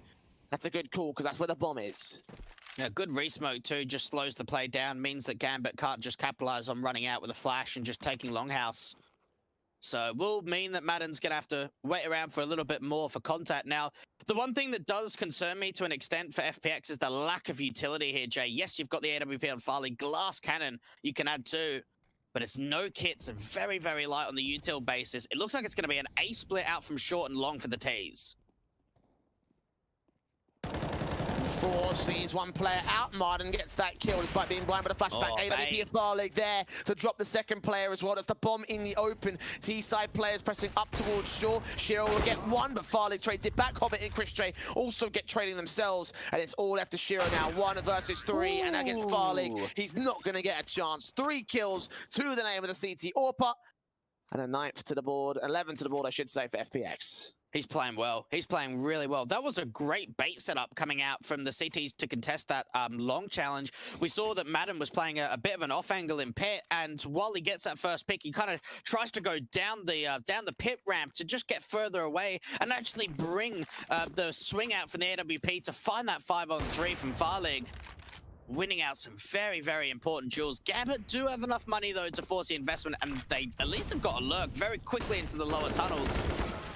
And Axel just gets spammed on from Chris J, and Madden's pushing forward to that smoke. That could have been risky as well. If they waited back in the longhouse, then Martin could be a dead man. Meanwhile, on the B side, Zen's going to get similar fortunes. Hobbit to forward as he peeks in, and Martin, look at how aggressive he wants to get all the way out of T-spawn. Could backstab in against Inters. That could be an easy kill as he's sitting out at the edge of the tunnel's entryways. 2 players also at mid control, and Martin sneaking in right here. The AWPer's watching out. This isn't very easy kill. Will he opt to go for the simple knife? No, just make it an easy spray. Nafani and Shiro, last 2 players left for Gambit. FPX finding a resurgence right here. Might not be able to break the backs of the T-side buy, but they'll be able to break the round streak and get 2 of their own. Yeah, Nafani and Shiro have to do the unthinkable. Sure, Sticko peeks forward to the doors. They may have seen the shadow onto the window. Player Zen runs forward with a pistol. Shiro's got a chance of getting a bomb planted. The ace site now with that kill from Farlig. 1v2. 16 HP is the problem. He's planting on the box. He's going to go for a long post plant. He's going to go right back through long. We'll smoke that cross. Or not, actually. Back on the short position instead. But that's where the likes of Martin's coming from. The backstabbing player. The big aggressor. Coming forward, seeing on the head. Shiro may have also been spotted himself. And Martin gets the kill as a result. Simple kill on the M4. Swinging a hit. Low HP for Shiro as giving up that opportunity. And it will be another. They can't find the bomb. There you go. Eventually they'll get it. That's the thing, right? If you plant up, then you don't go for the long control. Then what you're looking at right there is potentially a it's potentially like, you know, the CT scrambling, you know, to try and see if they can find where the bomb's at. So if he held on for an extra like 10 seconds or so, that possibly could have been the difference maker. Look, if he had 2 smokes, he could have got to long, right? But considering that he's making so much noise up from short, he realizes I put that first smoke down. If I try and cross out from long with that gap, I'll probably just get picked off. And there was at least a scope waiting for that play. FPX, though, I love in which how they put so much utility down towards the window and mid doors or B doors because they knew that backstab was coming in from Madden, just working with the information that they've got. 3-round lead now for the CT side. Farlig trying to peek out from mid to see what information he can gather. See if he can find a pick. Misses that opportunity.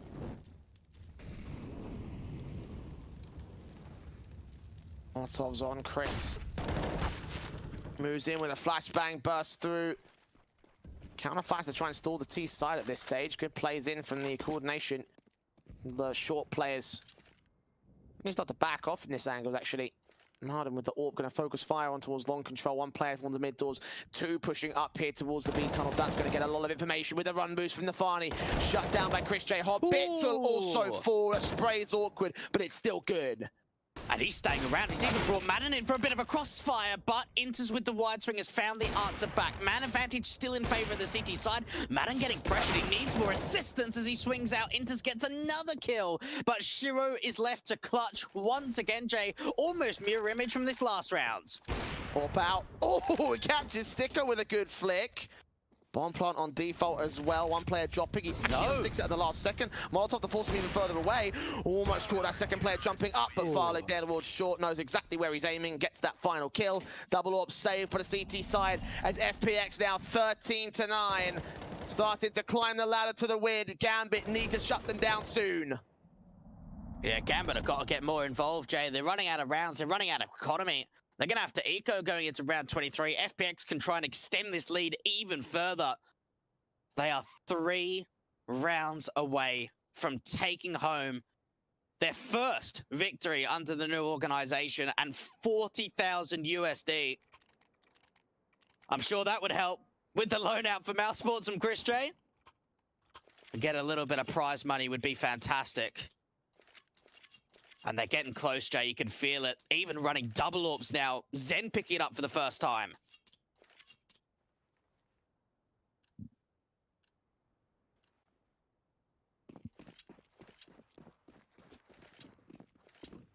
Playing hot potato with the big green guns here, FPX. Farlick still got it in his hands, and rightfully so.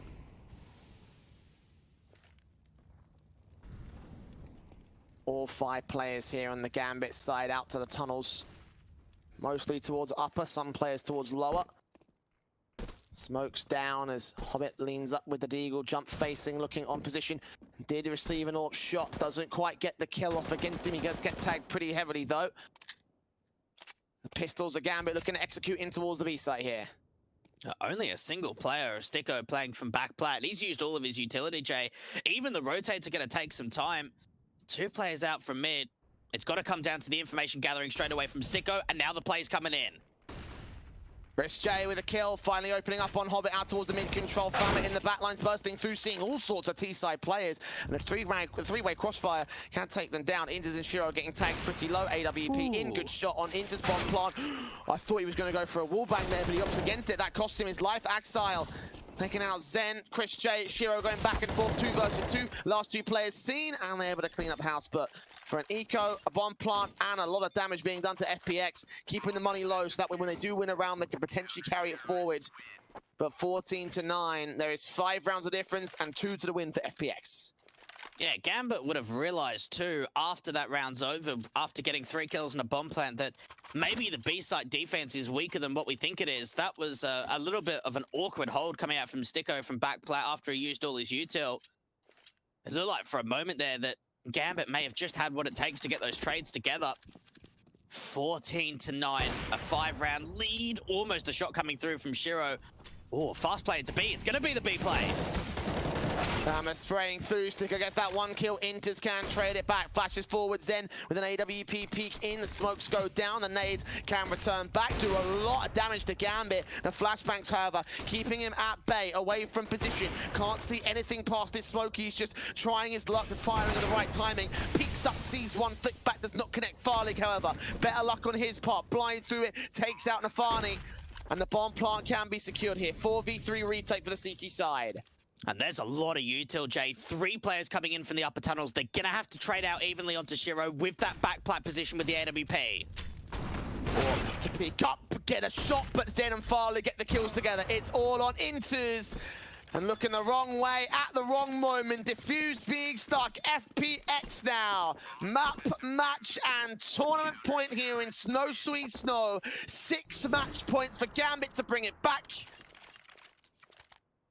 And it's got to be one final buyback. This is sensational. What a second half from FPX. After winning pistol and losing the anti-eco conversion, you almost think that maybe Gambit start to get control, but no, 5 rounds in a row, they've really put their foot down. And this double orb setup between Zen and Farlig's working well with the riflers chiming together. Gambit not leaning out towards the B site, trying to take the longhouse. There are a couple of players here, though.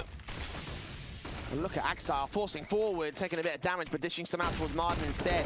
But the fact is over, lines up to Marden instead, gets the kill back on him. And that's a hell of a way to turn around the aggression from Gambit. Man advantage gained by FPX. 4 more players stand in their way, and they're suppressed out on the long control. It's a good start. It's a very good start. And they've even got Chris J aggressing towards his short control, now limiting the area of the map. They're setting themselves up to take mid, a retake A setup. This is allowing a wraparound in through the longhouse if they want it on the CT side. Smokes on the cross, slight gap for Sticko to work with. Nades up, doing damage to Nafani. I think that smoke just killing it up. Gap, I can't quite tell from here. No, there is still one right there. Flash is evaded, second flash lands right in his face, he's still blind, fires, tries to transfer it back towards his main man and can't quite seem to connect it at all. Further smokes up, Zen with the AWP peeking in, that bomb can make his way to the plant position, but they're stalled here. FPX are right on the edge of finding them. Zen sees the head of one, takes out Hobbit, 3 more kills to go. And they're rotating in, they're coming in quickly, the tower coming through, the T's are running out of members, and Shiro in a 1v5, FPX have done it to start off the Snow Sweet Snow Tournament Series, Jay. They are your victors coming in from the invited series. They win 3 best-of-3s in a row to take home the grand prize of 40,000 USD. Congratulations to FPX. What a result that was, Sam, for here today. 40 big ones and a title victory for this organization. Their first in CSGO and the first with this lineup under this name. What a result for them. And towards the end of it here, it felt like they really found a way to outplay and outposition the likes of Gambit, a team that really gave it their all in their semi-final and a team that really gave it all here as well. You know, some really, really long series they've had to play over the course of the day, 6 maps in total. And I mean, they gave both teams a run for their money. Look, they did. This was not an easy series. Even the semi-finals for them, getting that 2 over Saw, quite a close affair there. And they face off against what really are the tier 2 kings of Counter-Strike Day, Gambit. They put up a fight today, but look, FPX was stronger, and I think when it came down to the mid-round calling, when it came down to those really important rounds, that's where we saw them flourish. And you've got to understand that for FPX, like, although the core came over from Godsend, they've got a new in-game leader that only joined very recently. Yes, Chris J's got a lot of experience, but any new in-game leader to a team, it's going to take some time to get results, and they've done it straight away. Grand final placing in DreamHack Open January, grand final placing here with a victory in Snow Sweet Snow 1. It is an incredible result, and hopefully more to come from them. And both times beating out Gambit on the way to or during those grand final positions here. I mean, this is a team that they've been able to replicate results against them. I mentioned prior to this matchup, 3-1 in terms of best-of-3 series, and that's exactly what's played out over here. I kind of hope with that veto that Gambit will be able to work well on Dust too, but apparently that was not the case in this particular affair. FPX towards the end looks really cool, really collected, really dominant, I think, overall. Again, I think that veterancy really plays into it to a certain extent because, you know, like Gambit felt really tired towards the end of that matchup. You know, I think they're playing 2 back-to-back best-of-3 is definitely not an easy feat. And they did it well enough here to make it close on the first 2 maps, you know, but I feel like, again, there were some sort of issues, you know, there were some sort of issues over the course of Overpass, especially where it really cropped up to be, you know, not as strong a map as they really should have been. And the same thing could also be said for Dust too.